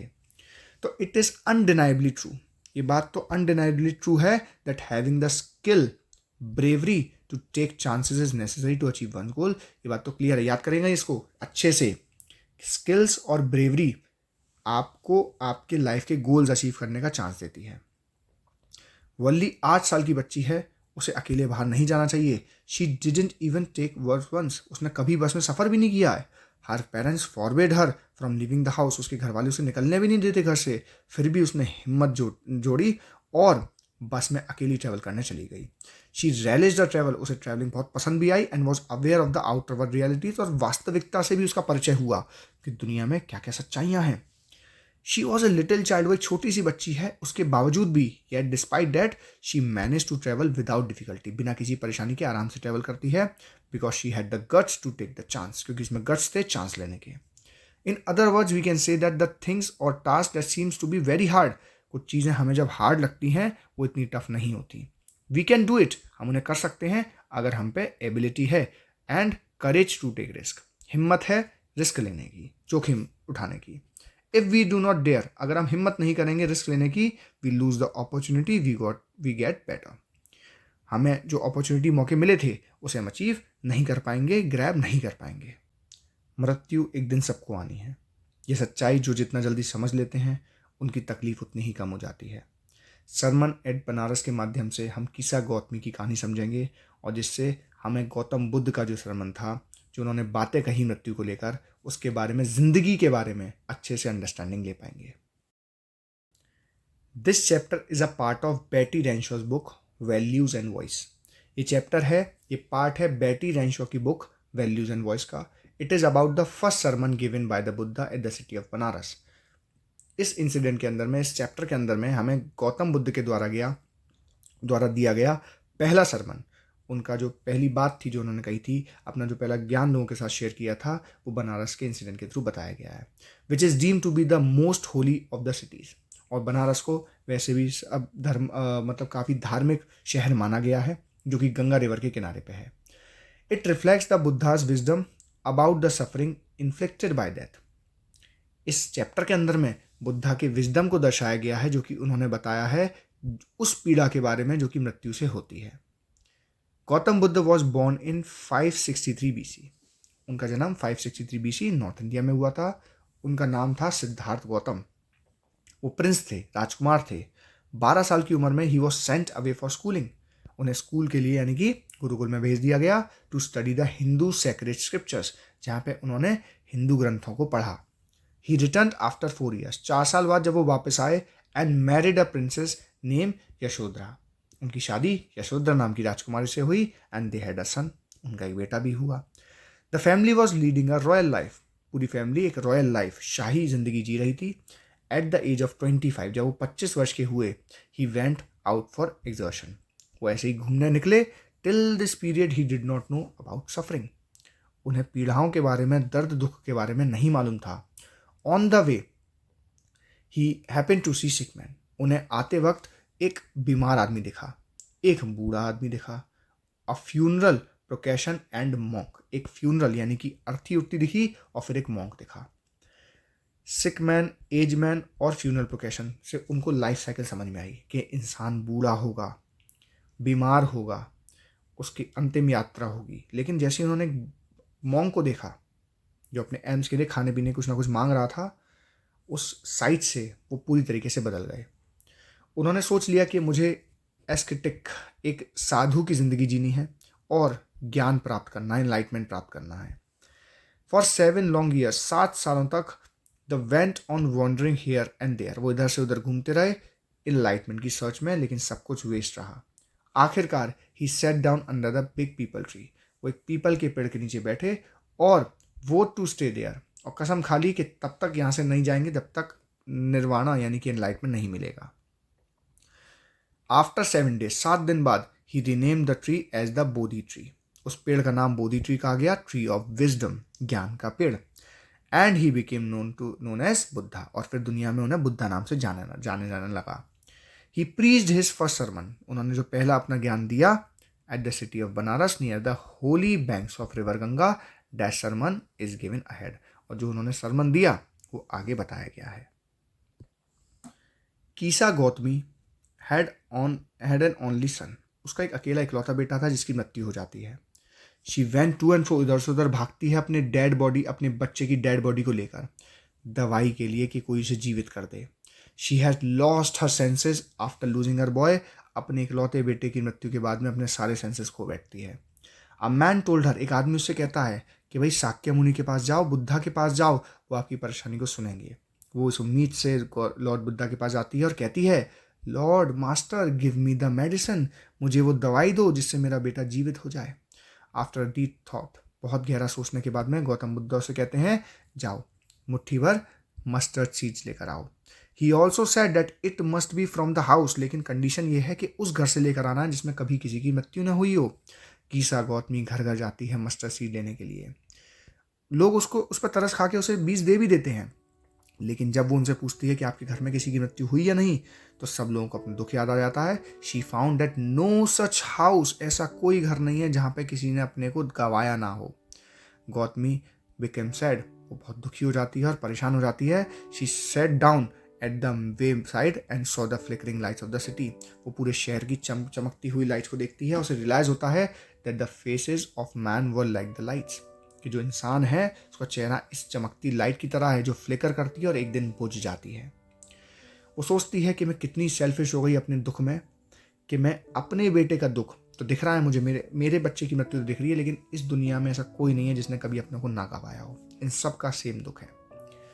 तो death is common to all, यहाँ से सभी लोग ये लाइन याद करेंगे, बहुत इंपॉर्टेंट लाइन्स हैं। गौतम बुद्धा के बारे में लिखने को आ सकता है क्या उन्होंने सरमन अपना दिया, तो बहुत सिंपल भाषा में याद करेंगे कि भाई death is common to all, मृत्यु एक दिन सबको आनी है, but there is a path for immortality, लेकिन इमॉर्टैलिटी का भी रास्ता है if one has surrender all selfishness, अगर व्यक्ति अपने अंदर का स्वार्थ त्याग दे तो वो इमॉर्टल हो जाएगा, अमर हो जाएगा। बुद्धा ने कहा है हमारी जिंदगी बहुत छोटी है और उस जिंदगी में बहुत ज़्यादा पेन है। जन्म के बाद में one has to do approach the danger of death, हर व्यक्ति को मौत का डर सताता है कि कहीं मर ना जाए, लेकिन सच्चाई ये है all are subject to death, मरना सबको है। Neither a father nor a kinsman can save life, कोई भी व्यक्ति अपनी जिंदगी बचा नहीं सकता। The world is affected by suffering death and decay, ये दुनिया कुछ नहीं है, यहाँ पे सब कुछ सफर, दुख है, पीड़ा है, मृत्यु है, सब सड़ रहे हैं और एक वक्त पे आकर मर जाएंगे। Therefore, it is not wise to grieve, तो दुख होने की जरूरत नहीं है, दुखी होना नहीं है। Through weeping, रोने से, दुख मनाने से, we cannot obtain the peace, हमें शांति नहीं मिल सकती, हमारा मन शांत नहीं रहेगा, but our body suffers, और हमारे शरीर पर उसकी पीड़ा का असर पड़ेगा। We can seek peace by drawing out the arrows of lamentation, अब we can seek, हमें शांति तब मिलेगी by drawing out the arrow of lamentation, complaint and grief, जब हम उस एरो को छोड़ दें, किसको, कंप्लेंट, ग्रीफ एंड लेमिटेशन, किसी चीज़ को पाने की बहुत इच्छा रखना, कंप्लेन करना, दुख को जब हम इसे जाने देंगे तब हमें शांति पड़ेगी। हम बाल गोविंद भगत से भी सीख सकते हैं, जब उनके इकलौते बेटे की मृत्यु हो गई थी तो उस बात पर खुश हो रहे थे कि आज आत्मा का परमात्मा से मिलन हुआ है। भाई मृत्यु को एक्सेप्ट करना दुखदाई तो है, लेकिन अंत में आपको शांति जरूर मिल जाएगी जो रोका शायद ना मिले। One who has drawn out his arrow, और जब कोई ये जो बाण चला देता है अपनी जिंदगी से, सब चीजें हटा देता है, ही बिकम कंपोज्ड, बिल्कुल शांत हो जाता है, उसे मन की शांति प्राप्त होती है। ऐसा आदमी कभी दुख के नजदीक नहीं जाता। He is free from sorrow and be blessed, हमेशा ब्लेस्ड रहता है। ये चैप्टर एक इंपॉर्टेंट मैसेज कन्वे करती है कि मृत्यु सबको आनी है। Life of mortal is troubled and combined with pain. और हम लोगों की जो जिंदगी है वो ट्रबल से भरी है, दर्द से, पीड़ा से भरी है। Yet in this valley of desolation, और इस दुख दर्द पीड़ा की वैली के बीच में भी एक रास्ता है जो हमें इमॉर्टैलिटी की तरफ लेके आता है, जब हम सभी सेल्फलेसनेस को क्या कर देते हैं, बिल्कुल ख़त्म कर देते हैं, सरेंडर कर देते हैं। जिस तरह से as ripe fruits are in danger of falling early, जो पके हुए फल हैं उन्हें डर रहता है कि कब गिरेंगे कब गिरेंगे, उसी प्रकार से जो मॉर्टल्स लोग होते हैं, जो अमर नहीं हैं, उन्हें जन्म के बाद हमेशा अपनी मृत्यु का डर सताता है। With the statement of Buddha, find out the moral values that कीसा Gautami learned after the death of children, after of a child. जो मॉरल वैल्यूज कीसा गौतमी ने सीखी गौतम बुद्ध के स्टेटमेंट के बाद में, उनको लिखना है। तो सिंपल सी बात है, she was very sad and in grief when her son died. She searched for someone who could bring her son back to life and was directed to Buddha. She requested the Buddha to cure the boy. The Buddha thought to teach her a lesson on death and suffering. So he asked Kisa Gautami to bring handful of mustard seeds from the house whose members had not visited any death. Only then he will be able to cure her son. Kisa Gautami went from one house to another, but was not able to find such a house that had not lost their beloved. Kisa Gautami realized that death is common to all. The Buddha wanted to teach her that the life of the mortal in this world is full of trouble, grief, and combined with pain. As यहाँ से सुनेंगे, अब ये ऊपर का तो हम already पढ़ चुके थे, इसलिए मैंने इसको सिर्फ रीड करा है।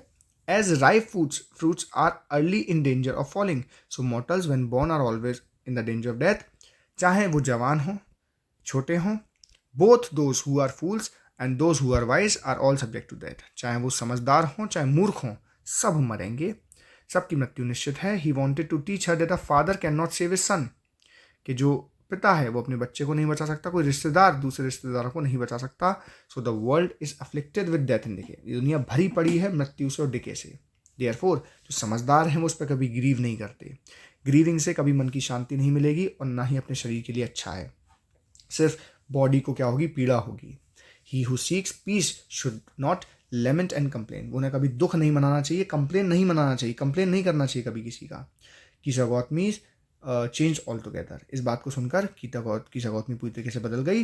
वो दिन सीख गई the moral values of impermanence, acceptance of and letting go, कि भाई चीज़ों को एक्सेप्ट करो। इम्परमानेंस मतलब क्या होता है, जो चीज़ परमानेंट नहीं है, एक ना एक दिन सबको जाना है। एंड लेटिंग गो, और उस दुख को जाने दो।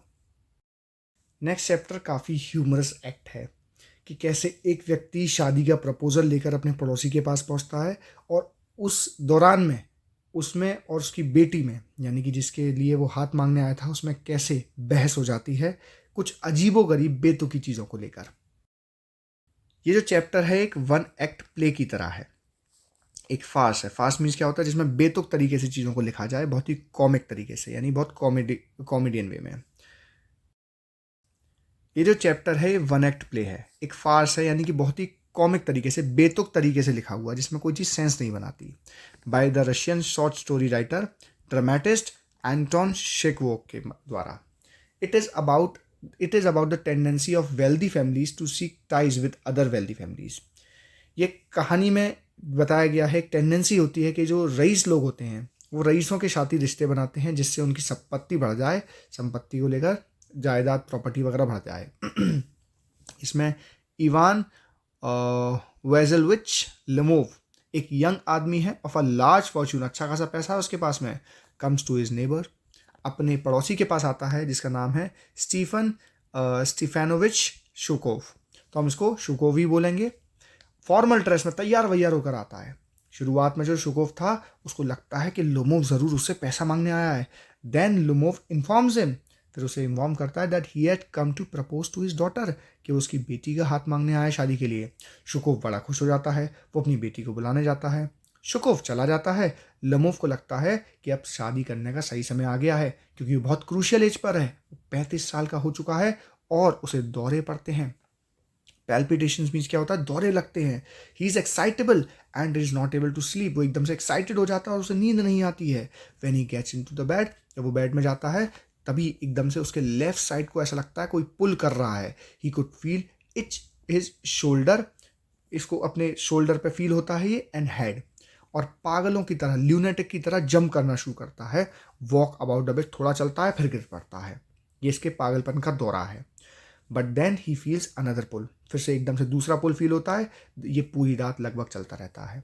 सो ही फील्स कि अब उसे शादी कर लेनी चाहिए, जिससे वो एक शांति प्रिय जिंदगी, नॉर्मल रेगुलर लाइफ जी पाए। नतालिया एक अच्छी हाउसकीपर भी है और इतनी बुरी भी नहीं दिखती और पढ़ी लिखी भी है। She would prove a good wife to him, उसे लगता है क्योंकि वो उसकी अच्छी वाइफ बनेगी। Just then Natalia Stepanovna comes in, जब नतालिया आती है, she does not know the real purpose, उसे नहीं पता होता कि लमोव उसका हाथ मांगने आया था, लमोव क्यों आया था। वो लमोव से उसके आने का कारण पूछती है। लमोव रिप्लाई करता है दैट ही हैड नोन, कहता है क्योंकि लमोव बहुत ही घबरा जाता है, तो कहता है कि अरे आपके परिवार को तो मेरा परिवार बहुत सालों से जानता है, बहुत रिस्पेक्ट है एक दूसरे के प्रति। ही ऑल्सो सेज, वो ये भी कहता है कि जो आपका ज़मीन है वो हमारी जगह से ज्वाइन कर रहा है। His auxin meadows, auxin meadows, देखो उसको ऑक्सिन मिडोज क्यों कहते हैं, मिडोज का मतलब है लंबी घास, ऑक्सिन मतलब इनको बैल चरा करते थे, तो उसका नाम रख दिया गया ऑक्सिन मिडोज, लंबी घास वाले इलाके को कहा गया, सिंपल याद रखिए। तो उसने कहा कि आपका जो ज़मीन है वो हमारे यहाँ के ऑक्सिन मिडोज को टच करते हैं। टचेस हर बर्चवुड्स, उसके यहाँ के जो बर्चवुड्स हैं वो हमारे ऑक्सिन मिडोज से मिले हुए हैं। नतालिया उसे इंटरप्ट करते हुए बीच में रोककर कहती है, ऑक्सिन मिडोज उनकी फैमिली के हैं, ना कि तुम्हारी। दोनों के बीच में आर्ग्यूमेंट्स होने लगता है। एक दूसरे के क्लेम्स को वो कहते हैं कि हमारा ऑक्सिन मिडोज है, हमारा ऑक्सिन मिडोज है।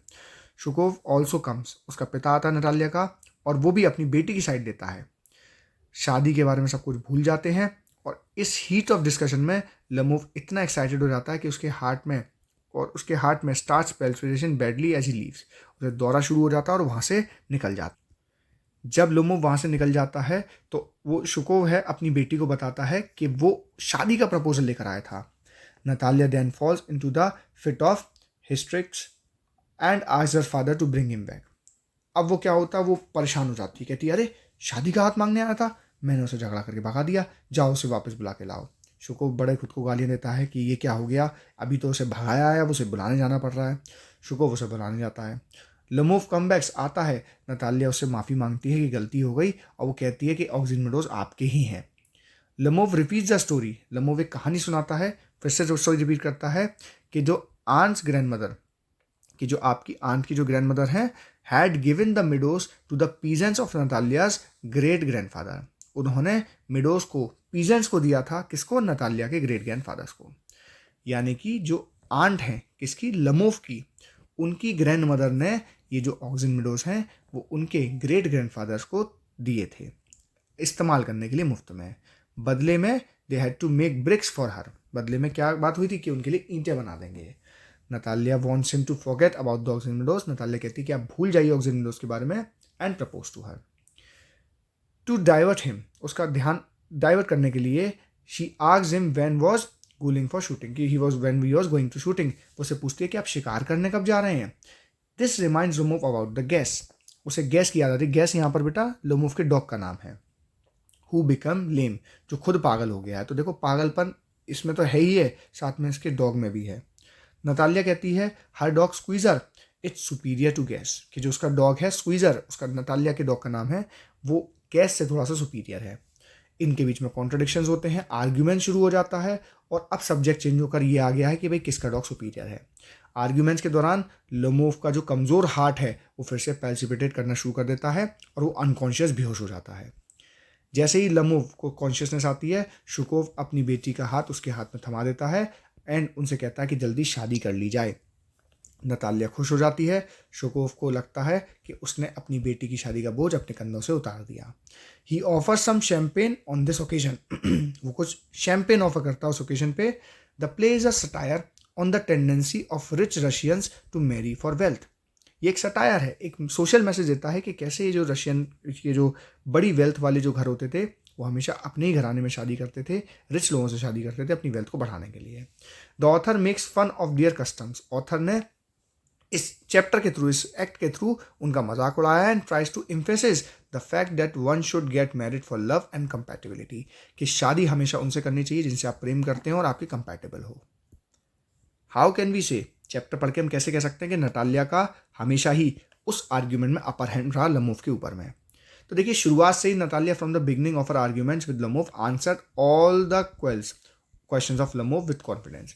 सारे के सारे जो चीख चाक कर रहा था लमोव, उसके सारे जवाब वो कॉन्फिडेंटली दे रही थी एंड फुल डिटेल्स के साथ दे रही थी। लमोव क्वेश्चन करता है किस चीज़ को लेकर, ownership over the auxin meadows, कि कैसे ये ऑक्सिन मीडोज आपके हैं। She encountered his each and every point and showed conviction, वो उसके एक एक चीज़ को काउंटर करती है कन्विक्शन के साथ में, बिलीव के साथ में उस आर्ग्यूमेंट के दौरान। She heard all the points, वो सारे पॉइंट सुनती है लमोव के पेशेंटली और उसको पॉसिबल जस्टिफिएबल आंसर देती है फुल कॉन्फिडेंस के साथ में। Forgiveness is the foundation of cordial relationship, किसी भी मजबूत रिश्ते की जो नींव है वो है माफ़ कर देना। क्या आप इस बात से एग्री करते हैं? द प्रपोजल के थ्रू समझाइए। ये क्वेश्चन काफ़ी इंपॉर्टेंट है, ध्यान से तैयार कर लीजिएगा, आपका क्वेश्चन का आंसर यही तैयार हो जाएगा बढ़िया तरीके से। हाँ, हम मानते हैं कि माफ़ कर देना सभी अच्छे रिश्तों की क्या है, नींव है। बिना माफ़ किए कोई रिलेशन सर्वाइव नहीं कर सकता, फल फूल नहीं सकता, थ्राइव नहीं कर सकता, फ्लॉरिश नहीं हो सकता। Most of the time enmity is developed, कभी कभी रिश्तों के बीच में कम्युनिकेशन गैप के कारण से, किसी गलतफहमी के कारण से, मिसअंडरस्टैंडिंग के कारण से कभी कभी एनमिटी हो जाती है, दरार आ जाती है। लैक ऑफ टॉलरेंस, क्योंकि एक दूसरे की किसी को झेली नहीं जाती, एंड मिसमैनेजमेंट ऑफ एंगर, और गुस्से पे काबू ना होना रिश्तों में दरार लेकर आता है। ये जो शिकोव था, इसका जो प्ले है ये द प्रपोजल, इसमें हमें फॉरगिवनेस के प्रति मैसेज दिया गया है। इस प्ले के अंदर में, द प्रपोजल के अंदर में हम देखते हैं कि Lomov who goes to his neighbour, जो अपने नेबर के पास जाता है Chubukov house with the marriage proposal को लेकर, gets involve in quarrel twice, quarrel का मतलब होता है झगड़े, 2 बार झगड़ा करता है। It only the lack of forgiveness that creates unnecessary misunderstanding, और ये सिर्फ इसलिए हुआ क्योंकि उनके बीच में किसी ने एक दूसरे को माफ़ नहीं किया, मिसअंडरस्टैंडिंग हो गई अननेसेसरी की, जिससे दोनों के बीच में छोटे पैटी इश्यूज़ का मतलब होता है छोटे मोटे इश्यूज़ के ऊपर में बहस होने लगी। The matter is not sorted out until they forgive each other, और जैसे उन्होंने एक दूसरे को माफ़ कर दिया सब कुछ ठीक हो गया। तो माफ़ करने से रिश्ते निभाए जा सकते हैं, ये चैप्टर के थ्रू हम समझे। Chekhov has used humour and exaggeration in the play to comment the courtship in his time. Illustrate with example from the lesson. The proposal also mention the values you think any healthy relation requires. काफ़ी important question, ध्यान से सुनिएगा। ये जो पूरा का पूरा play है ये बहुत ही ग्रेट कॉमेडी है। It is full of great humour, बहुत इसमें हास्य पात्र भरे हुए हैं। This is a result of a foolish behaviour of लमोव, क्योंकि इसमें एक फुलिश बिहेवियर लमोव का दर्शाया गया है। नटालिया एंड हर फादर का फुलिश बिहेवियर दिखाया गया है। Chubukov, Lomov comes to Natalia house, जो लमोव है जो आता है नटालिया के घर में उसको प्रपोज करने के लिए। During the course of her address he refers to Oxen Meadows, इस बात को कहते कहते वो ऑक्सिन मीडोज की बात करता है, अपनी प्रॉपर्टी बताता है, उनके बीच में आर्ग्यूमेंट शुरू हो जाता है बहुत ही कॉमिकल तरीके से। वो एक दूसरे को एक्यूज करते हैं। लमोव से Chubukov mother was humpbacked, Lomov Chubukov की मदर को हम्प्ड बैग बुलाता है।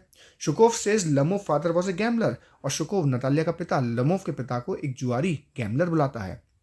His younger aunt ran away with the architect, और कहती है कि तुम्हारी जो आंट थी वो एक आर्किटेक्ट के साथ भाग गई थी। दे कॉल ईच अदर इंट्रीगर, पप, ओल्ड रैट, वो क्या बुलाते हैं एक दूसरे को, इंट्रीग करने वाला, गुस्सा दिलाने वाला, पप पिल्ला, और ओल्ड रैट बूढ़ा चूहा। दीज आर हाईली ह्यूमरस, ये बहुत ही ह्यूमरस बातें हैं।